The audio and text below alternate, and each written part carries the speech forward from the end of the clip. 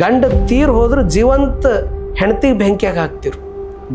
ಅದ್ರ ಸಲಕ ಶಿವಯೋಗಿ ಸಿದ್ದರಾಮೇಶ್ವರ್ ಹೇಳಿದ್ರು, ಹೆಣ್ಣು ಹೆಣ್ಣಲ್ಲ, ಹೆಣ್ಣು ರಕ್ಕಸಿ ಅಲ್ಲ, ಹೆಣ್ಣು ಸಾಕ್ಷಾತ್. ಜಾಸ್ತಿ ಕಂಡು ಬರ್ತಿರೋ ಸಮಸ್ಯೆ ಅಂದ್ರೆ ಹೊರಗಡೆ ವೃದ್ಧಾಶ್ರಮ ಜಾಸ್ತಿ ಆಗ್ತದೆ. ಹೌದು. ಯಾಕೆ ಆಗ್ತದೆ? ಎಲ್ಲರ ಬಲ್ಲ ಒಂದು ರೀತಿ ಭೌತಿಕ ಶ್ರೀಮಂತಿಕೆ ಹೆಚ್ಚಾಗ್ಯದ. ಹಿಂದಕ್ಕೆ ನಾವು ಸಣ್ಣವರಿದ್ದಾಗ ಮನೆಗಳು ಸಣ್ಣ ಇದ್ದು ಮನಸ್ಸು ದೊಡ್ಡದಿತ್ತು. ಭಾಲ್ಕಿ ಹಿರೇಮಠ ಸಂಸ್ಥಾನದಲ್ಲಿ ಏನು ಸೇರಬೇಕಂತೂ ಸೇರ್ಕೊಂಡಿಲ್ಲ ನೀವು.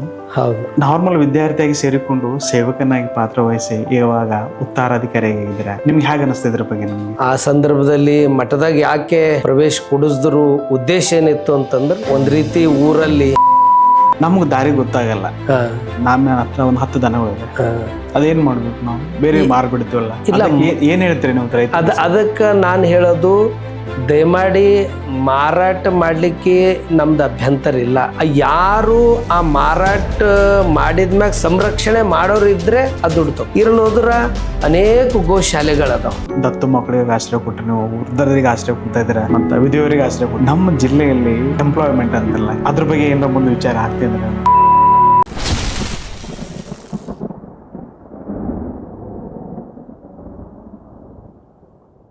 ನಮಸ್ಕಾರ ಗುರುಗಳೇ. ಶರಣು ಶರಣಾರ್ಥಿ. ನೀವು ಭಾಲ್ಕಿ ಹಿರೇಮಠ ಸಂಸ್ಥಾನದಲ್ಲಿ ಏನು ಸೇರಬೇಕಂತೂ ಸೇರ್ಕೊಂಡಿಲ್ಲ ನೀವು. ಹೌದು. ನಾರ್ಮಲ್ ವಿದ್ಯಾರ್ಥಿಯಾಗಿ ಸೇರಿಕೊಂಡು ಸೇವಕನಾಗಿ ಪಾತ್ರ ವಹಿಸಿ ಇವಾಗ ಉತ್ತರಾಧಿಕಾರಿಯಾಗಿದ್ದೀರಾ. ನಿಮ್ಗೆ ಹೇಗೆ ಅನಿಸ್ತಿದ್ರ ಬಗ್ಗೆ? ನಿಮಗೆ ನಮಗೆ ಪೂರ್ವಾಶ್ರಮದ ಒಂದು ಹಿಂದಿಂದೆಲ್ಲ ಹಿನ್ನೆಲೆ ನೋಡಿದಾಗ ಮಠದಲ್ಲಿ ಪ್ರವೇಶ ಪಡೆದಿದ್ದು ಸದುದ್ದೇಶ ಅಂತಂದರೆ, ನಮ್ಮ ಪೂರ್ವಾಶ್ರಮದ ತಾಯಿ ತಂದೆ ನಮ್ಮ ಮಗ ಒಳ್ಳೆಯವನಾಗಿ ಮತ್ತೆ ಮನೆಗೆ ಬರಬೇಕು ಅಂತಕ್ಕಂಥ ಅಪೇಕ್ಷೆ ಇತ್ತು.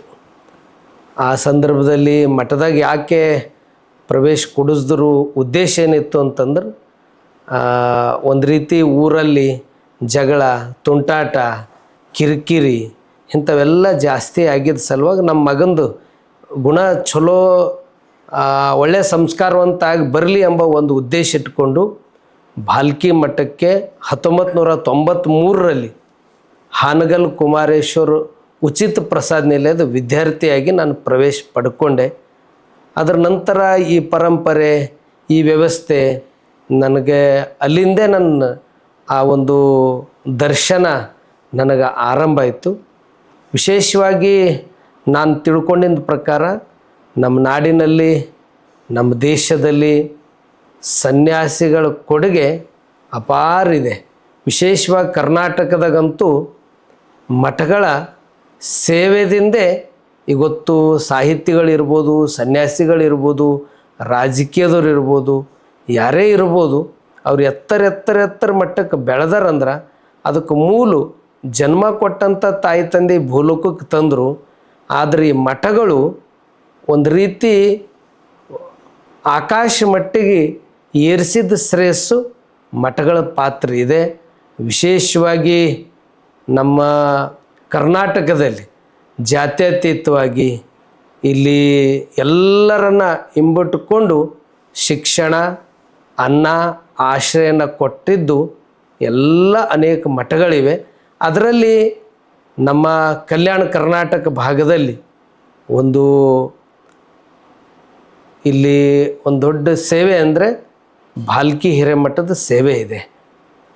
ಯಾಕಂತಂದ್ರೆ ನಮ್ಮ ಭಾರತ ದೇಶಕ್ಕೆ ಸ್ವಾತಂತ್ರ್ಯ ಸಿಕ್ಕರೂ ಕೂಡ 1 ವರ್ಷದ ನಂತರ ನಮ್ಮ ಭಾಗಕ್ಕೆ ಸಿಗುತ್ತೆ. ಅಂಥ ಸಂದರ್ಭದಲ್ಲಿ ಪರಮಪೂಜ್ಯ ನನ್ನ ಗುರುಗಳಾದ ಡಾಕ್ಟರ್ ಚನ್ನಬಸವ ಪಟ್ಟದ್ದೇವರು ಅವರು ಶಿವಯೋಗಿ ಮಂದಿರದಿಂದ ಬಂದಿದ್ದ ಮೇಲೆ 1924ರಲ್ಲಿ ಪಟ್ಟಾಭಿಷೇಕ ಆಗ್ತದೆ ಭಾಲ್ಕಿ ಮಠಕ್ಕೆ. ಆ 24ರ ನಂತರ ಇಲ್ಲೆಲ್ಲ ನಿಜಾಮನ ಆಡಳಿತ ಇರ್ತದೆ, ಉರ್ದುನೇ ಆಡಳಿತ ಭಾಷೆ ಆಗಿದ್ದಿರ್ತದೆ. ಹೀಗಾಗಿ ಅಂಥ ಸಂದರ್ಭದಲ್ಲಿ ನಮ್ಮ ಜನರಿಗೆ ನಮ್ಮವ್ರ ಮೇಲೆ ಭಾಳಷ್ಟು ಅನ್ಯಾಯ, ಅತ್ಯಾಚಾರ, ಸಾಕಷ್ಟು ದೌರ್ಜನ್ಯ ನಮ್ಮ ಜನರ ಮ್ಯಾಗ ಭಾಳಷ್ಟು ಆಯಿತು.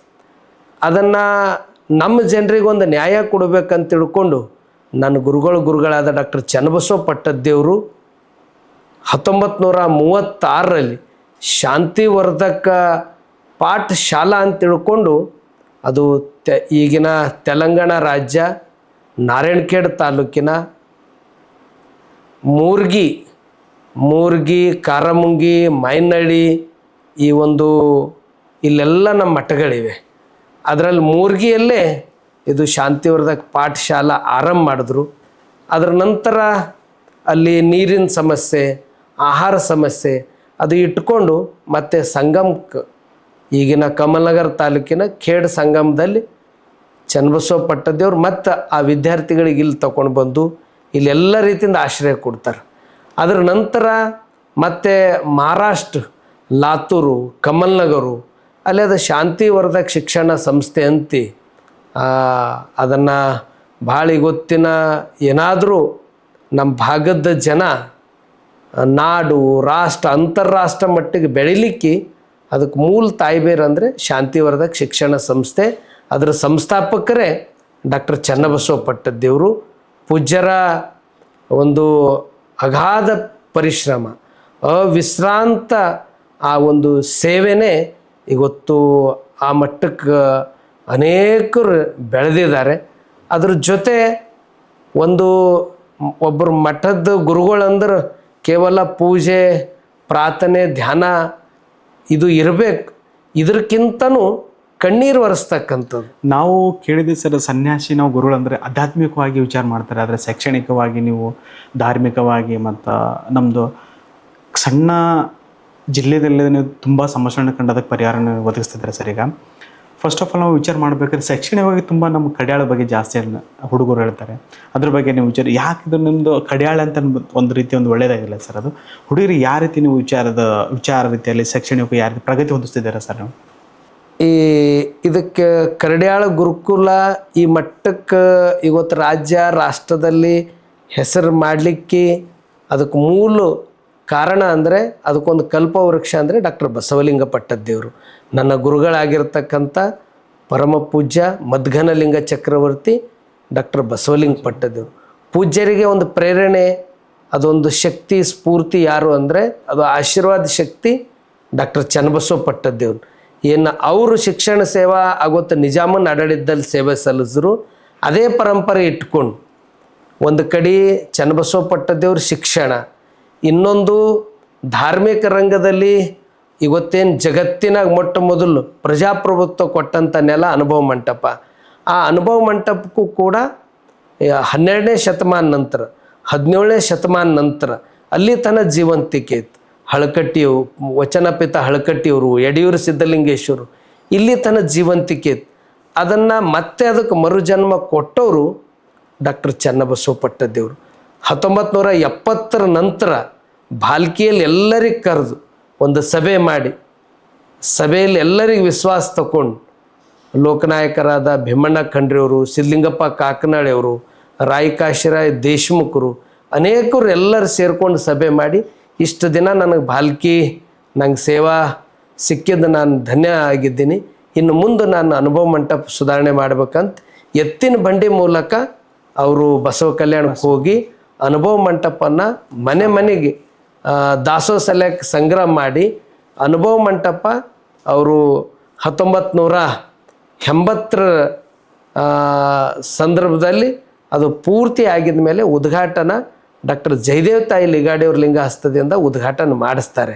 ಅಂದ್ರೆ ಒಂದು ಶಿಕ್ಷಣ ಶಾಂತಿವರ್ಧಕ ಶಿಕ್ಷಣ ಸಂಸ್ಥೆ, ಇನ್ನೊಂದು ಅನುಭವ ಮಂಟಪದಿಂದ ಧಾರ್ಮಿಕ ಸೇವೆ, ಇನ್ನೊಂದು ಸಾಮಾಜಿಕ ರಂಗದಲ್ಲಿ ಹಾನಗಲ್ ಕುಮಾರೇಶ್ವರ ಉಚಿತ ಪ್ರಸಾದ ನಿಲಯ. ಅಂದ್ರೆ ಚನ್ನಬಸವ ಪಟ್ಟದೇವ್ರ ಗುರುಗಳಾಗಿರ್ತಕ್ಕಂಥವ್ರು ಹಾನಗಲ್ ಕುಮಾರ್ ಶಿವಿಗಳು, ಅವ್ರ ಹೆಸರ ಮೇಲೆ ಇಲ್ಲೊಂದು ಬೋರ್ಡಿಂಗ್ ಪ್ರಾರಂಭ ಮಾಡ್ತಾರೆ. ಈ ಬೋರ್ಡಿಂಗ್ದಲ್ಲೇ ಅನೇಕರು ಇಲ್ಲಿ ವಿದ್ಯೆ ಪಡ್ಕೊಂಡು ಅನ್ನ ಆಶ್ರಯ ಪಡ್ಕೊಂಡು ಭಾಳ ಎತ್ತರ ಮಟ್ಟಕ್ಕೆ ಇಲ್ಲಿ ಬೀದರ್ದಲ್ಲೇ 72ನೇ ಕನ್ನಡ ಸಾಹಿತ್ಯ ಸಮ್ಮೇಳನ ಸರ್ವಾಧ್ಯಕ್ಷರು ಶಾಂತರಸರು ಅಂತ ಆಗೋದ್ರು. ಅವರು ಭಾಷಣದಲ್ಲೇ ಹೇಳ್ತಾರೆ, ನಾನು ಲಾತೂರದಲ್ಲಿ ನಾನು ಚನ್ನಬಸವ ಪಟ್ಟದೇವರು ಒಂದು ಬೋರ್ಡಿಂಗ್ದಲ್ಲಿ ಓದ್ತಾ ಇದ್ದೆ, ಮಧ್ಯರಾತ್ರಿ ಬರ್ತಾರಂತ ಕುದುರೆ ಮೇಲೆ ಚನ್ನಬಸವ ಪಟ್ಟದೇವರು. ಆ ಸಂದರ್ಭದಲ್ಲಿ ರಾತ್ರಿ 2 ಗಂಟೆ ಸುಮಾರಿಗೆ ಬಂದು ಎಲ್ಲ ಕಡೆ ವಿದ್ಯಾರ್ಥಿಗಳಿಗೆ ನೋಡ್ತಾರೆ, ಎಲ್ಲರೂ ಮಲ್ಕೊಂಡವ್ರು ಇರ್ತಾರೆ, ಎಲ್ಲೂ ಸ್ಥಳನೇ ಸಿಗಲ್ಲ. ಎಲ್ಲ ವಿದ್ಯಾರ್ಥಿಗಳು ಪಾದರಕ್ಷೆಯನ್ನು ಹೊರಗೆ ಇಟ್ಟಾರ, ಆ ಪಾದರಕ್ಷೆಗಳನ್ನೇ ಸಾಲಾಗಿ ಒಂದು ಕಡೆ ಇಟ್ಟು ಅಲ್ಲೇ ಚಾಪಿ ಹಾಕ್ಕೊಂಡು ಅಲ್ಲೇ ಮಲ್ಕೊಂಡು ಬಿಡ್ತಾರೆ. ಬೆಳಗ್ಗೆ ಎಲ್ಲರೂ ಎದ್ದಿದ ಮೇಲೆ ನೋಡ್ತಾರೆ, ಪಾದರಕ್ಷೆ ಎಲ್ಲ ಭಾಳ ಸಾಲಾಗಿಟ್ಟಾರ, ಯಾರು ಇಟ್ಟರು ಅಂತ ತಿಳ್ಕೊಂಡು ಭಾಳ ಗಾಬರಿಯಾಗಿ ನೋಡ್ತಾರೆ. ಸ್ವತಃ ಗುರುಗಳೇ ಆ ಪಾದರಕ್ಷೆ ಸಾಲಾಗಿಟ್ಟಿದ್ದು ನೋಡಿ ಕಣ್ಣೀರು ಹಾಕಿ ಅವ್ರು ಶಾಂತರಸರಂತಾರಂತ. ಇನ್ನು ಮುಂದೆ ನಮ್ಮ ವಸ್ತುಗಳು ಹೆಂಗೆ ಇಟ್ಕೋಬೇಕಂಬದು ನಮಗೆ ಕಣ್ಣು ತೆರೆಸಿರಪ್ಪೋರೆ ಅಂಥೇಳಿ ಕಣ್ಣೀರು ಹಾಕಿ ಇನ್ನು ಮುಂದೆ ನಾವು ಚಲೋ ಇರ್ತೀವಂತ ನಮಸ್ಕಾರ ಮಾಡ್ತಾರೆ. ಅವ್ರು ಹೇಳಿದ್ರು, ನಾನು ಇವತ್ತು ಇಷ್ಟು ದೊಡ್ಡ ಕನ್ನಡ ಸಾಹಿತ್ಯ ಸಮ್ಮೇಳನ ಸರ್ವಾಧ್ಯಕ್ಷ ಆಗೀನಿ, ಗಜಲ್ಗಳು ಬರ್ದೀನಿ, ಇದಕ್ಕೆಲ್ಲ ಅವತ್ತಿನ ದಿನಮಾನಗಳು ನಂಗೆ ಅನ್ನ ಆಶ್ರಯ ಶಿಕ್ಷಣ ಚನ್ನಬಸವ ಪಟ್ಟದೇವ್ರು ಕೊಟ್ಟರಂತೆ ಈ ಮಟ್ಟಕ್ಕೆ ಬೆಳೆದೀನಿ ಅಂತಕ್ಕಂಥ ಮಾತು ಶಾಂತರಸರು ಹೇಳ್ತಾರೆ. ಇವತ್ತು ಬೆಲ್ದಾಳ ಶರಣರ ಹೆಸರು ತಾವೆಲ್ಲ ಕೇಳಿದ್ದೀರಿ, ಭಾಳಷ್ಟು ಜನರಿಗೆ ಗೊತ್ತಿದೆ. ಅವತ್ತಿನ ದಿನಮಾನಗಳಲ್ಲಿ ಜಾತಿ ವ್ಯವಸ್ಥೆ ಬಸವಣ್ಣವ್ರ ಸಂದರ್ಭದಲ್ಲೂ ಇತ್ತು. ಆ ನಂತರ ಚನ್ನಬಸವ ಪಟ್ಟದೇವ್ರು ಬಸವಣ್ಣವ್ರ ಪರಂಪರೆನೇ ಇವ ನಮ್ಮವ ಇವ ನಮ್ಮವ ಇವ ನಮ್ಮವ ಎಂದೆನಿಸಯ್ಯ ಕೂಡಲ ಸಂಗಮ ದೇವ, ಆ ವಚನದ ಪೂರ್ತಿ, ಆ ವಚನದ ಸಾಲು ಪೂರ್ತಿ ಅಕ್ಷರಶಃ ಪಾಲನೆಗೆ ತಂದವರು ಚನ್ನಬಸವ ಪಟ್ಟದೇವ್ರು. ಅವರು ಬೆಲ್ದಾಳ ಶರಣರು, ಸಿದ್ದರಾಮ ಶರಣರು ಅಂತೆ. ಅವ್ರ ಮೊದಲನೇ ಹೆಸರು ವಿಠ್ಠಲ ಅಂತೆ. ಅವರಿಗೆ ದೀಕ್ಷಾ ಕೊಟ್ಟು ಅವ್ರಿಗೆ ಎಷ್ಟು ಚನ್ನಬಸವ ಪಟ್ಟದೇವ್ರಿಗೆ ಗೌರವ ಯಾವ ರೀತಿ ಕೊಡ್ತಿವ್ರು ಜನ, ಅದೇ ಸಮಾನವಾಗಿ ಗೌರವವನ್ನು ಕುಡ್ಸಂಗೆ ಮಾಡಿದ ಕೀರ್ತಿ ಅದು ಚನ್ನಬಸವ ಪಟ್ಟದೇವ್ರಿಗೆ ಸಲ್ತದೆ. ಅಂದ್ರೆ ಅವರು ನಾವು ಒಂದು ಭೇದ ಭಾವ ಇಲ್ಲ. ಆ ಸಂದರ್ಭದಲ್ಲಿ ಎಷ್ಟೋ ಜನ ದಲಿತರಿಗೆ ಮಠದಾಗ ಬರಗುಡ್ತಿದ್ದಿಲ್ಲ, ಅಂಥ ಸಮಯದಾಗ ಮಠದಾಗ ಒಳಗೆ ಕರ್ಕೊಂಡು ಬಂದು ಪ್ರಸಾದ ಮಾಡಿಸಿ ನೀರನ್ನು ಕೊಟ್ಟಂಥ ಶ್ರೇಯಸ್ಸು ಚನ್ನಬಸವ ಪಟ್ಟದೇವ್ರಿಗೆ ಸಲ್ತದೆ. ಇವೆಲ್ಲ ಏನು ಶೈಕ್ಷಣಿಕ ಇರ್ಬೋದು, ಸಾಮಾಜಿಕ ಇರ್ಬೋದು, ಧಾರ್ಮಿಕ ಇರ್ಬೋದು, ಇವೆಲ್ಲ ಚನ್ನಬಸವ ಪಟ್ಟದೇವ್ರು ಹಾಕಿರುವ ಮಾರ್ಗ. ವಿಶೇಷವಾಗಿ ಏಕೀಕರಣಕ್ಕೆ ಭಾಳಷ್ಟು ಪರಿಶ್ರಮ ಮತ್ತು ಸ್ವಾತಂತ್ರ್ಯಕ್ಕೋಸ್ಕರ ಭಾಳ ಒಂದು ರೀತಿ ಚಳವಳಿ ರೀತಿಯಲ್ಲಿ ಭಾಗಕ್ಕೆ ಚನ್ನಬಸವ ಪಟ್ಟದೇವ್ರ ಕೊಡುಗೆ. ಅದ್ರ ಜೊತೆ ವಿಶೇಷವಾಗಿ ಇವತ್ತೇನು ನಮ್ಮ ಬೀದರ್ ಜಿಲ್ಲೆಯಲ್ಲಿ, ಈ ಬೀದರ್ ಜಿಲ್ಲೆಯಲ್ಲಿ ತಾಲೂಕುಗಳು ಏನಾದರೂ ಉಳಿದವಂದರೆ ಅದಕ್ಕೆಲ್ಲ ಶ್ರೇಯಸ್ಸು ಚನ್ನಬಸವ ಪಟ್ಟದೇವ್ರಿಗೆ ಸಲ್ತದೆ. ಇವತ್ತು ಕರ್ನಾಟಕದಾಗ ನಮ್ಮ ಬೀದರ್ ಜಿಲ್ಲೆ ಎಲ್ಲ 5 ಕಿಲೋಮೀಟ್ರ್ ಹೋದ್ರೆ ಮಹಾರಾಷ್ಟ್ರ, 5 ಕಿಲೋಮೀಟ್ರ್ ಹೋದ್ರು ತೆಲಂಗಾಣ, ಆಂಧ್ರ, ಇವೆಲ್ಲ ಇಲ್ಲಿ ಉಳಿಲಿಕ್ಕೆ ಮೂಲ ತಾಯಿಬೇರು ಅಂದರೆ ಚನ್ನಬಸವ ಪಟ್ಟದೇವ್ರು. ಇದೇ ಪರಂಪರೆ ಇಟ್ಕೊಂಡು ಈ ಬೋರ್ಡಿಂಗ್ದಲ್ಲಿ ಹಾನಗಲ್ ಕುಮಾರೇಶ್ವರ ಉಚಿತ ಪ್ರಸಾದ ನಿಲಯ ವಿದ್ಯಾರ್ಥಿನೇ ನನ್ನ ಗುರುಗಳಾಗಿರ್ತಕ್ಕಂಥ ಪರಮಪೂಜ್ಯ ಡಾಕ್ಟರ್ ಬಸವಲಿಂಗ ಪಟ್ಟದೇವ್ರು. ಗುರುಗಳೇ, ಮತ್ತೊಂದು ಕ್ವಶನ್ ನಮ್ಗೆ ಬರೋದಿಲ್ಲ ಅಂದರೆ, ಕಡೆಯಾಳ ಮತ್ತು ಅನುಭವ ಮಂಟಪದಲ್ಲಿ ಶಿಕ್ಷಣ ಸಿಗುತ್ತಲ್ಲ ಗುರುಗಳೇ? ಹೌದು. ಬೇರೆ ಸ್ಕೂಲಲ್ಲಿ ಇದಕ್ಕೆ ವ್ಯತ್ಯಾಸಗಳೇನು, ನಾವು ಒಂದೆರಡು ಹೇಳ್ಬೋದ? ಹೇಳ್ತೀನಿ. ಅಂದ್ರೆ ಪೂಜ್ಯ ಬಸವಲಿಂಗ ಪಟ್ಟದೇವರು ಹಾನಗಲ್ ಕುಮಾರೇಶ್ವರ ಪ್ರಸಾದ ನಿಲಯ ವಿದ್ಯಾರ್ಥಿ, ಅವರು ಸ್ಟೂಡೆಂಟ್ ಆಗೇ ಬಂದಿದ್ದು ಬಾಲ್ಕಿ ಮಠಕ್ಕೆ.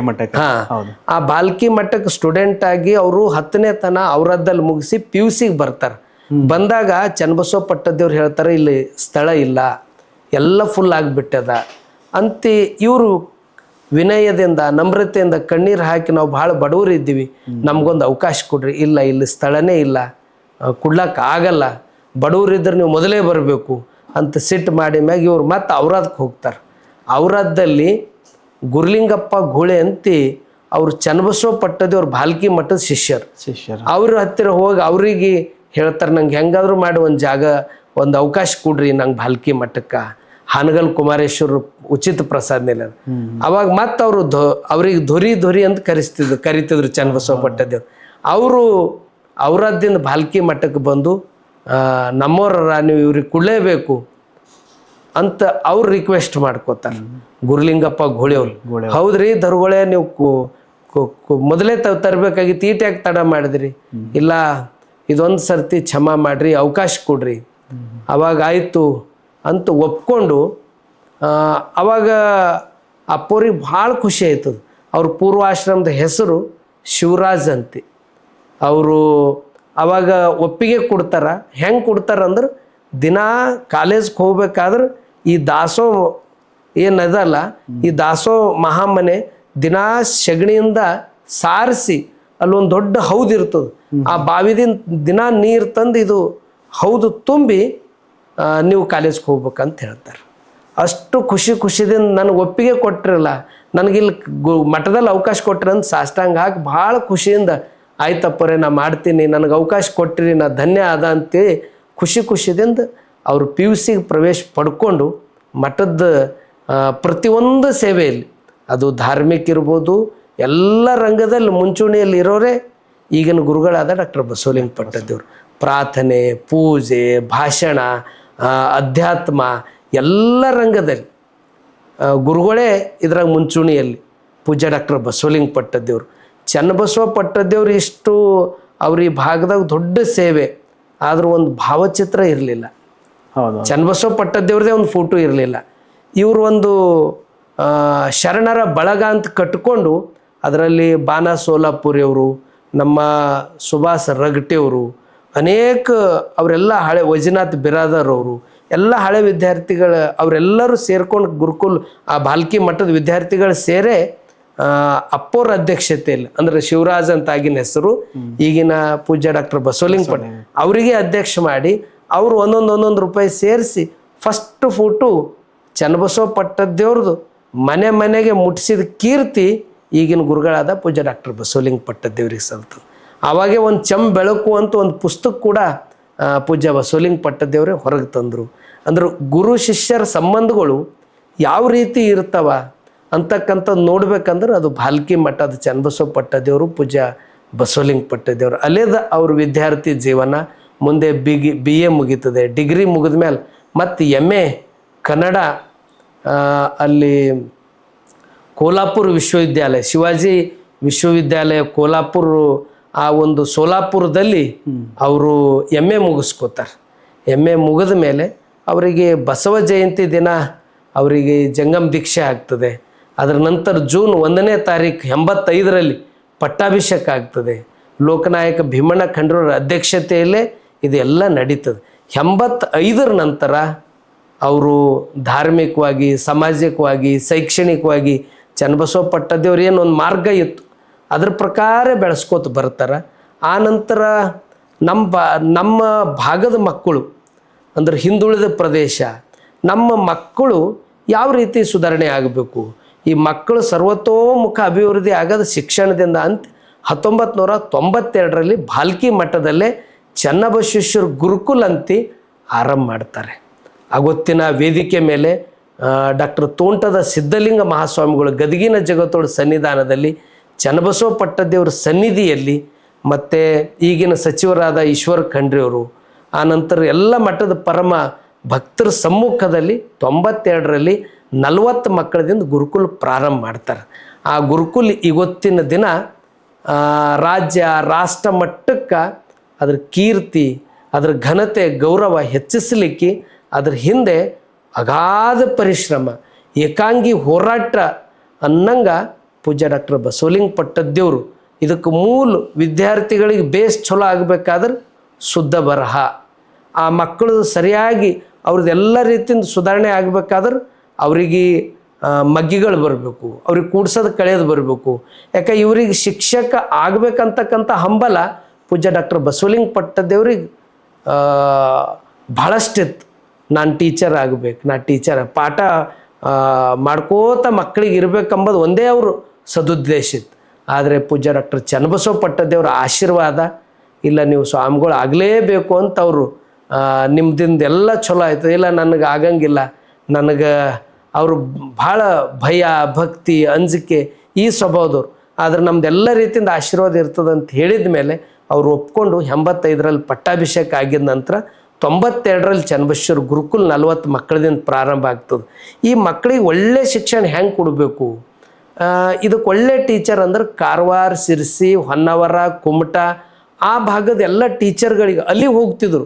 ಬಸ್ಸಿಗೆ ಹೋಗೋದು, ಆಟೋಕ್ಕೆ ಹೋಗೋದು, ರಿಕ್ಷಾದಾಗ ಹೋಗೋದು, ಹೋಗಿ ಆ ಊರಾಗ ಅಲ್ಲೇ ಹೋಗಿ ಒಂದು ಪತ್ರಿಕೆ ಜಾಹೀರಾತು ಕೊಟ್ಟು ಅಲ್ಲೇ ಒಂದು ಮಠಗಳಲ್ಲಿ, ಅಲ್ಲೊಂದು ಬಣ್ಣದ ಮಠ ಅಂತಿದೆ ಸಿರ್ಸಿಯಲ್ಲಿ, ಅವತ್ತಿನ ದಿನ ಅಂದ್ರೆ 93, 94, 92ರಲ್ಲಿ ಅಲ್ಲಿ ಹೋಗಿ ಅಲ್ಲಿ ಟೀಚರ್ಗಳಿಗೆ ಸಂದರ್ಶನ ಕರೆದು ಅಲ್ಲದೇ ನೇಮಕ ಮಾಡ್ಕೊಂಡು ಇಲ್ಲಿಗೆ ತಂದು ಮತ್ತು ಬಸ್ಸಿನ ಮೂಲಕನೇ ಬರೋರು.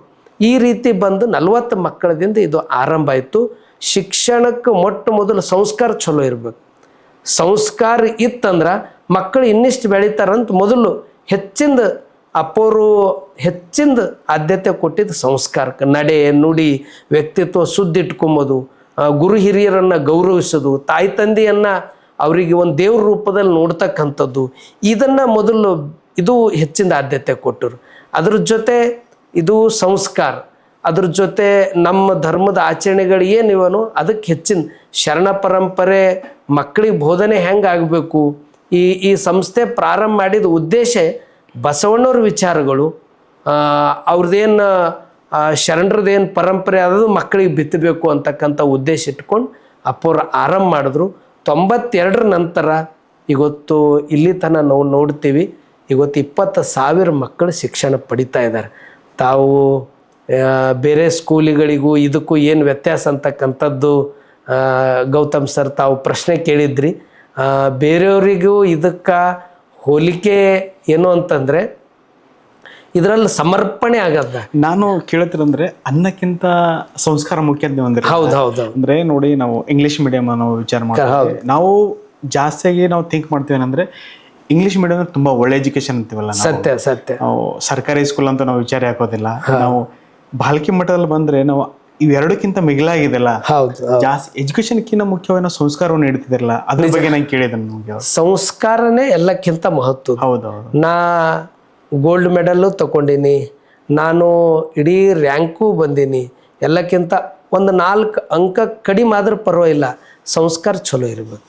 ಯಾಕಂದ್ರೆ ಸಂಸ್ಕಾರ ಚಲೋ ಇತ್ತಂದ್ರೆ ತಾಯಿ ತಂದೆಗೆ ಪ್ರೀತಿಯಿಂದ ನೋಡ್ತಾನೆ, ಸಮಾಜ ಮ್ಯಾಗ ಒಂದು ರೀತಿ ಇಡೀ ಗುರು ಹಿರಿಯರನ್ನು ಗೌರವಿಸ್ತಾನೆ.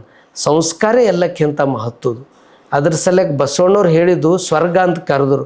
ಹಣ ಸಂಪತ್ತು ಐಶ್ವರ್ಯ ಅಧಿಕಾರ ಇದ್ದವ್ರಿಗೆ ಅಂದಿಲ್ಲ, ಎಲ್ಲಿ ನಡವಳಿಕೆ ಚಲೋ ಅದನೋ ಅಂಥ ಮನೆತನಕ್ಕೆ ಏನಂದ್ರು ಆಚಾರವೇ ಸ್ವರ್ಗ ಅಂತ ಕರೆದಾರ. ಆ ಸ್ವರ್ಗವನ್ನು ಮಕ್ಕಳಿಗೆ ಸಂಸ್ಕಾರ ಕೊಟ್ಟರು, ಆ ಸ್ವರ್ಗನೇ ನಿರ್ಮಾಣ ಮಾಡಿನಂಗೆ ಆ ದಿಶೆಯಲ್ಲಿ ಸಂಸ್ಕಾರನ್ನು ಅಪೋರು ಅದಕ್ಕೆ ಹೆಚ್ಚಿನ ರೀತಿಯ ಆದ್ಯತೆ ಕೊಟ್ಟರು. ಅದ್ರ ಜೊತೆ ಶಿಕ್ಷಣಕ್ಕೂ ಇವತ್ತು ರಾಷ್ಟ್ರ ಮಟ್ಟದ ಪರೀಕ್ಷೆಯಲ್ಲಿ ನಮ್ಮ ಮಕ್ಕಳು ಇಡೀ ದೇಶದಾಗೆ ಈ ಭಾಗದಾಗ IIT ಎಂಬುದೇ ಗೊತ್ತಿದ್ದಿಲ್ಲ. ಈ ಭಾಗಕ್ಕೆ IIT Indian institute of technology ಇದನ್ನು ಮಕ್ಕಳ ಪ್ರತಿಭೆಯನ್ನು ದೇಶಕ್ಕೆ ಒಂದು ಕೀರ್ತಿಯನ್ನು ಹೆಚ್ಚಿಸಿದವರು ಪರಮಪೂಜ್ಯ ಡಾಕ್ಟರ್ ಬಸವಲಿಂಗ ಪಟ್ಟದೇವರು. ಇತ್ತೀಚೆಗೆ 57 ಮಕ್ಕಳು IIT NIT IIIT ಬೀಡ್ಸ್ ಇದರಲ್ಲಿ ಇವತ್ತೇನೇ ಪ್ರಪಂಚದಾಗ ಹೊಸ ಏನೋ ಒಂದು ಬರ್ತದಂದ್ರೆ ಅದಕ್ಕೆ IIT ವಿದ್ಯಾರ್ಥಿಗಳೇ. ಅಂಥ ಒಂದು ಕೊಟ್ಟಂಥ ಶ್ರೇಯಸ್ಸು ಪರಮಪೂಜ್ಯ ಡಾಕ್ಟರ್ ಬಸವಲಿಂಗ ಪಟ್ಟದೇವರಿಗೆ ಸಲ್ತದೆ. ವಿಶೇಷವಾಗಿ ಈ ಶಿಕ್ಷಣ ಅಪ್ಪೋರು ಗಾಂಧೀಜಿಯವರು ಹೇಳ್ತಾರೆ, ಮಹಾತ್ಮ ಗಾಂಧೀಜಿಯವರು, ನಿಜವಾದ ಭಾರತ ಸಮೃದ್ಧಿ ಆಗೋದು ಯಾವಾಗ ಅಂತಂದ್ರೆ ಹಳ್ಳಿ ಅಭಿವೃದ್ಧಿ ಆದರೆ ಅದು ಭಾರತ ಅಭಿವೃದ್ಧಿ. ಆ ಹಳ್ಳಿ ಅಭಿವೃದ್ಧಿ ಆಗಬೇಕಾದ್ರೆ ಶಿಕ್ಷಣ ಮಹತ್ವ ಅಂತ ಎಲ್ಲ ಗ್ರಾಮೀಣ ಭಾಗದಾಗೆ ನಮ್ಮ ಗುರುಗಳು ಶಿಕ್ಷಣವನ್ನು ಆರಂಭ ಮಾಡಿದ್ದಾರೆ. ನಾನು ಕಾಸರತುಗಾಂವ್ ಬಗ್ಗೆ ತಮಗೆ ಹೇಳಿದೆ. ಕಾಸರತುಗಾಂವದಲ್ಲಿ ಒಬ್ಬ ಅಲ್ಲಿ ಬಸ್ಸಿನ ವ್ಯವಸ್ಥೆನೂ ಸರಿಯಾಗಿದ್ದಿಲ್ಲ, ಅಷ್ಟು ಒಂದು ರೀತಿ ಅಲ್ಲಿ ತೊಂದರೆ ಇತ್ತು. ಅಲ್ಲಿ ಕಾಸರತುಗಾಂವ್ ಒಂದು 5 ಕಿಲೋಮೀಟರ್ ದಾಟಿದ್ರೆ ಮಹಾರಾಷ್ಟ್ರ. ಎಲ್ಲ ವ್ಯವಹಾರಗಳು ಎಲ್ಲ ಕಾಸರತುಗಾಂವದವ್ರು ಮಹಾರಾಷ್ಟ್ರದಾಗೆ, ಕುಡು ತಕೋ ಎಲ್ಲನೂ ಆ ಕಡೆ ಇತ್ತು. ನಮ್ಮ ಗುರುಗಳು ಯಾವಾಗ 94ರಲ್ಲಿ ಅಲ್ಲಿ ಅಲ್ಲಂ ಪ್ರಭು ಪ್ರಾಥಮಿಕ ಶಾಲೆ, ಸಂಗ್ರಾಮಪ್ಪ ಬಿರಾದರ್ ಪ್ರೌಢ ಶಾಲೆ ಯಾವಾಗ ಅಪ್ಪವರೆಲ್ಲ ಆರಂಭ ಮಾಡ್ತಾರೋ ಇಲ್ಲಿ ಕಾಸರತುಗಾಂವದಲ್ಲಿ, ಆವಾಗಿನ ಹಿಡಿದು ಎಲ್ಲ ವ್ಯವಹಾರಗಳು ಭಾಲ್ಕಿ ಕಡೆ ಬಂದು, ಕರ್ನಾಟಕ ಕಡೆ ಬಂದು. ಕಾರಣ ಏನು ಅಂದ್ರೆ ಶಿಕ್ಷಣ ಅಷ್ಟು ಮಹತ್ವದ್ದು. ಒಬ್ಬ ವಿದ್ಯಾರ್ಥಿನಿ ಇದ್ದಳು, ಗಾಯತ್ರಿ ರಾಜ್ಕುಮಾರ್ ಸಿಂಧೆ ಅಂತಿ. ಅವಳು ತಂದೆ ತೀರ್ ಹೋದ. ಅಪ್ಪವ್ರಕ್ಕಿಗೆ LKG ಹಿಡಿದು ಆ ವಿದ್ಯಾರ್ಥಿನಿಗೆ ಓದಿಸಿದ್ರು. 10ನೇ ತನ ಅವಳು ಒಳ್ಳೆ ರ್ಯಾಂಕ್ ಕೊಟ್ಟಿದ್ದಳು. ಅದ್ರ ನಂತರ PUCಗೂ ಗುರುಕುಲದಲ್ಲೇ ಆಶ್ರಯ ಕೊಟ್ಟು ಊಟ ವಸತಿ ಶಿಕ್ಷಣ ಕೊಟ್ಟು ಇವತ್ತು ಸರ್ಕಾರಿ ಕೋಟಾದಲ್ಲಿ ರಾಷ್ಟ್ರ ಮಟ್ಟದ ಪರೀಕ್ಷೆಯಲ್ಲಿ ಇವತ್ತು ಮಡಿಕೇರಿಯಲ್ಲಿ ಸರ್ಕಾರಿ ಕೋಟಾದಲ್ಲೇ ಇವತ್ತು MBBS ಓದ್ತಾ ಇದ್ದಾಳೆ. ಅಂದ್ರೆ ಏನಿದೆ ಅಂತಂದ್ರೆ ಇದು ಹಣ ಇದ್ದವರೇ ಹೋಗ್ತಾರ, ಶ್ರೀಮಂತರೇ ಇಂತಿಂಥ ಪರೀಕ್ಷೆಗೆ ಪಾಸ್ ಆಯ್ತಾರ. ಆದ್ರೆ ಶ್ರೀಮಂತ ಬಡತನ ಒಂದು ಕಡೆ ಇದ್ರೆ ಸಾಧನೆ ಮಾಡಿದವ್ರಿಗೆ ಯಾವುದೇ ಬಡತನ ಇಲ್ಲ ಅಂಬ ತೋರಿಸ್ಕೊಟ್ಟವ್ರೆ ಪರಮಪೂಜ್ಯ ಡಾಕ್ಟರ್ ಬಸವಲಿಂಗ ಪಟ್ಟದೇವ್ರು. ಅಂದ್ರೆ ಕಾಸರ ತಗೋ ಬಗ್ಗೆ ನಾ ಯಾಕೆ ಹೇಳತ್ತೀನಂದ್ರೆ ಹಿಂಗೆ ಅನೇಕ ಹಳ್ಳಿಗಳಲ್ಲೇ ಇವೆ.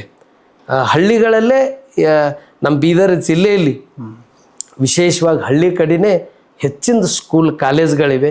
ಇಲ್ಲಿ ಕಲ್ತಂಥವ್ರು IAS, IPS, IRS, ಇಸ್ರೋ ಅಂಥ ಸಂಸ್ಥೆಯಲ್ಲಿ ಮತ್ತು ವಿಶೇಷವಾಗಿ ಸನ್ಯಾಸಿಗಳು ಕೂಡ ಆಗಿದ್ದಾರೆ, ಪೈಲಟ್ ಆಗಿದ್ದಾರೆ.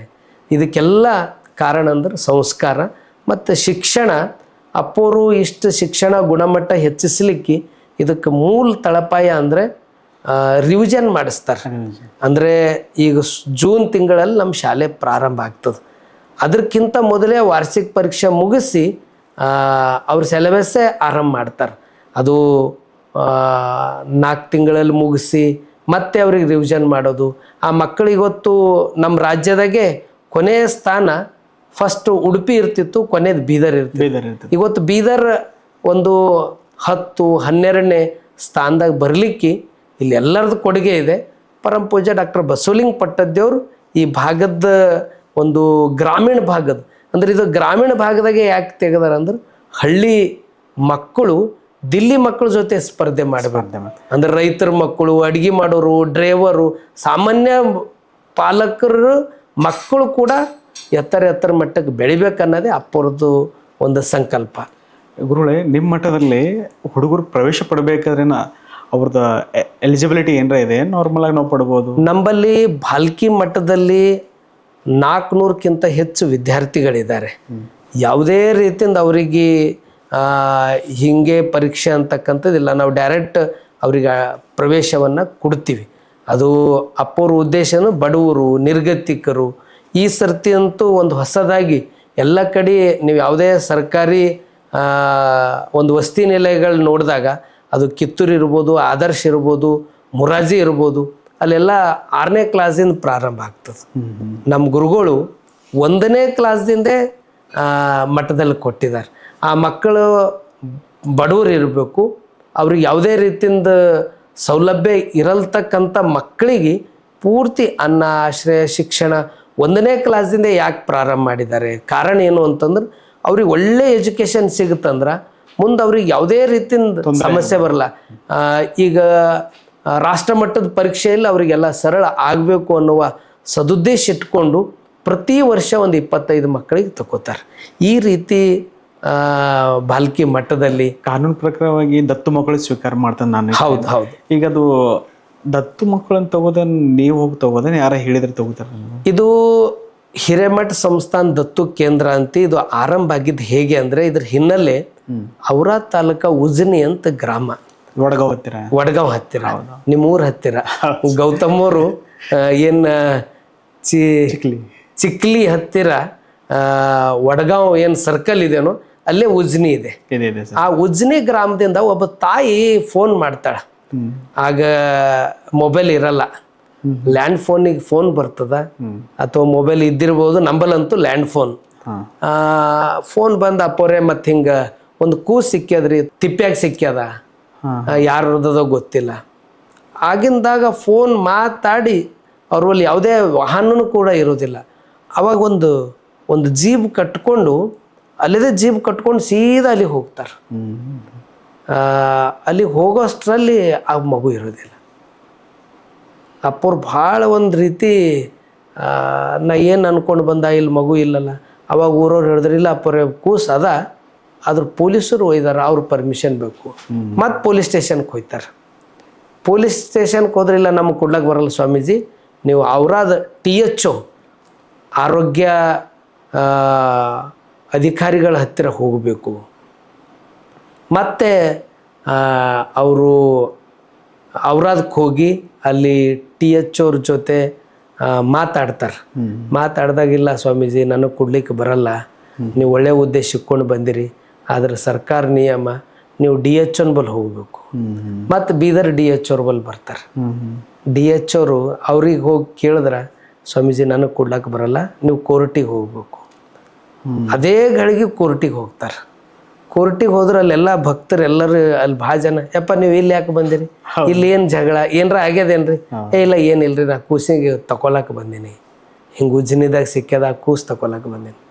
ಅವಾಗ ಕೋರ್ಟ್ದಾಗ ಹೋಗಿ ಕಟ್ಕಟ್ಟಾಗಿ ನಿಂತು ಅಲ್ಲಿ ನ್ಯಾಯಾಧೀಶರು ಪ್ರಮಾಣ ಮಾಡಿಸ್ತಾರ. ಪ್ರಮಾಣ ಮಾಡಿದ ಮೇಲೆ ಆ ಕೂಸಿಗೆ ತಗೋತಾರೆ.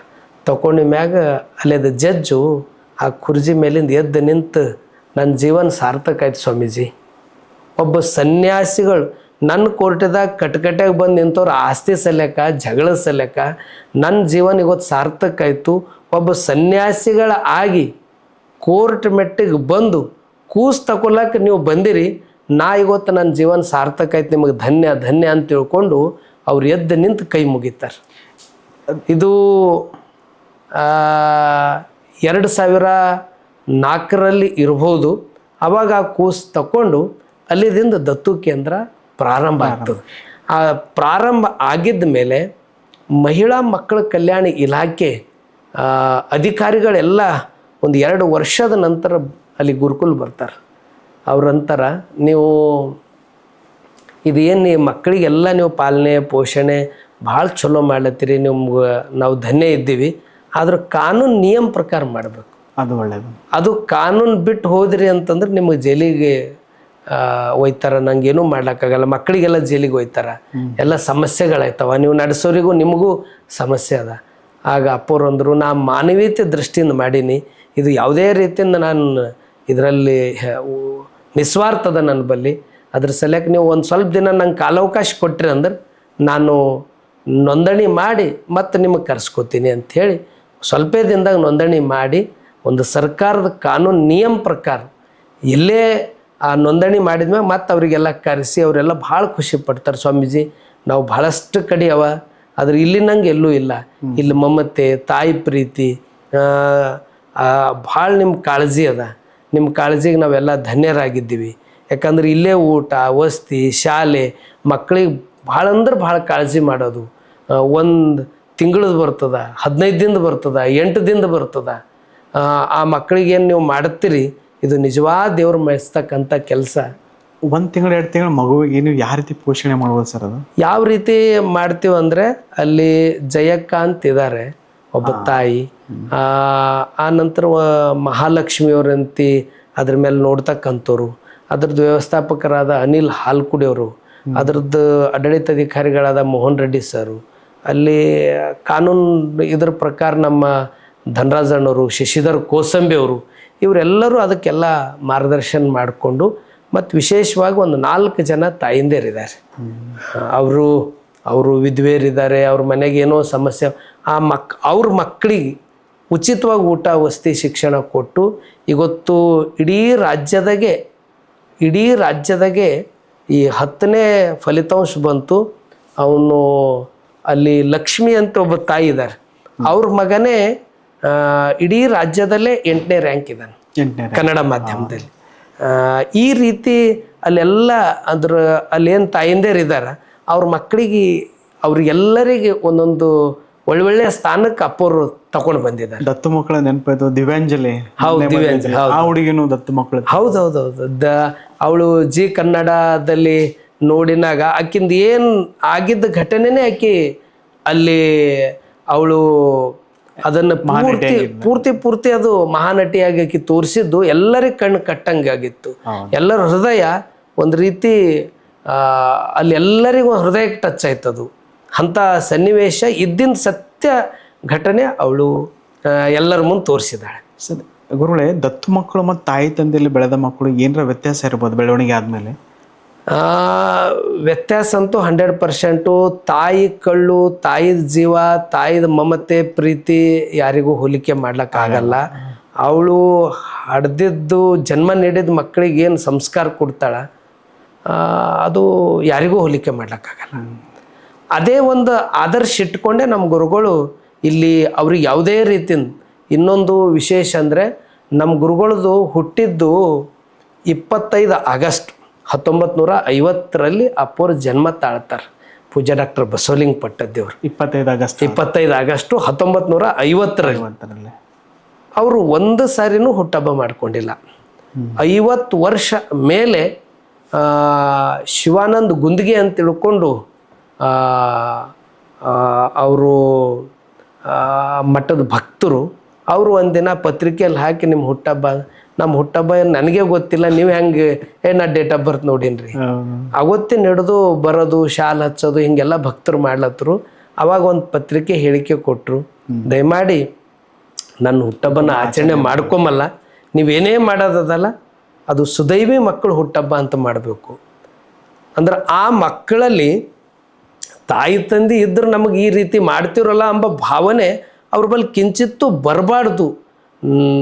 ನಮಗೆ ಎಲ್ಲ ಗುರುಗಳ ಹರ ಎಂಬ ಭಾವ ಅವ್ರ ಬಳಿ ಮೂಡಬೇಕು ಅಂತಕ್ಕಂಥ ಆ ಒಂದು ಹೃದಯವಂತಿಕೆ ಪರಮ ಪೂಜ್ಯ ಡಾಕ್ಟರ್ ಬಸವಲಿಂಗ ಪಟ್ಟದೇವರು ಪ್ರತಿ ವರ್ಷ ಆಗಸ್ಟ್ 25ಕ್ಕೆ ಅಷ್ಟು ಮಕ್ಕಳಿಗೆ ಅವ್ರಿಗೆ ಹೊಸ ಬಟ್ಟೆ, ಅವರಿಗೆ ಎಲ್ಲ ಹೊಸದು ತಂದು ಕೊಟ್ಟು, ಅವ್ರಿಗೆ ಹಾರು ಜ್ಯೋತಿ ಹಚ್ಚಿ ಅವ್ರಿಗೊಂದು ಆರತಿಗೆ ಮಾಡಿ ಏನು ಹುಟ್ಟಹಬ್ಬ ನೋಡೋದು ಕಣ್ ತುಂಬ್ಕೋಬೇಕು, ಅಷ್ಟು ಚಲೋ ಹುಟ್ಟಹಬ್ಬ ಮಾಡ್ತಾರೆ. ಪ್ರೆಸೆಂಟಾಗಿ ಎಷ್ಟಿರ್ಬೋದು ಮಕ್ಕಳು ದತ್ತು ಮಕ್ಕಳಲ್ಲಿ? ಈಗ ನಮ್ಮಲ್ಲಿ ಈಗ ಸದ್ಯ ಒಂದು 25 ಮಕ್ಕಳಿದ್ದಾರೆ, ವಿಶೇಷ ಚೇತನ್ ಮಕ್ಕಳಿದ್ದಾರೆ. ಹೆಂಗೆ ಮಕ್ಕಳ ದಿನಾಚರಣೆ ಅಂದ ತಕ್ಷಣ ನೆಹರೂರ್ ನೆನಪು ಬರ್ತದ, ಶಿಕ್ಷಕರ ದಿನಾಚರಣೆ ಅಂದ ತಕ್ಷಣ ಸರ್ವಪಲ್ಲಿ ರಾಧಾಕೃಷ್ಣ ಅವ್ರು ಬರ್ತದ, ಯುವಕರ ದಿನಾಚರಣೆ ಅಂದ್ರೆ ಸ್ವಾಮಿ ವಿವೇಕಾನಂದರದ್ದು ಬರ್ತದ.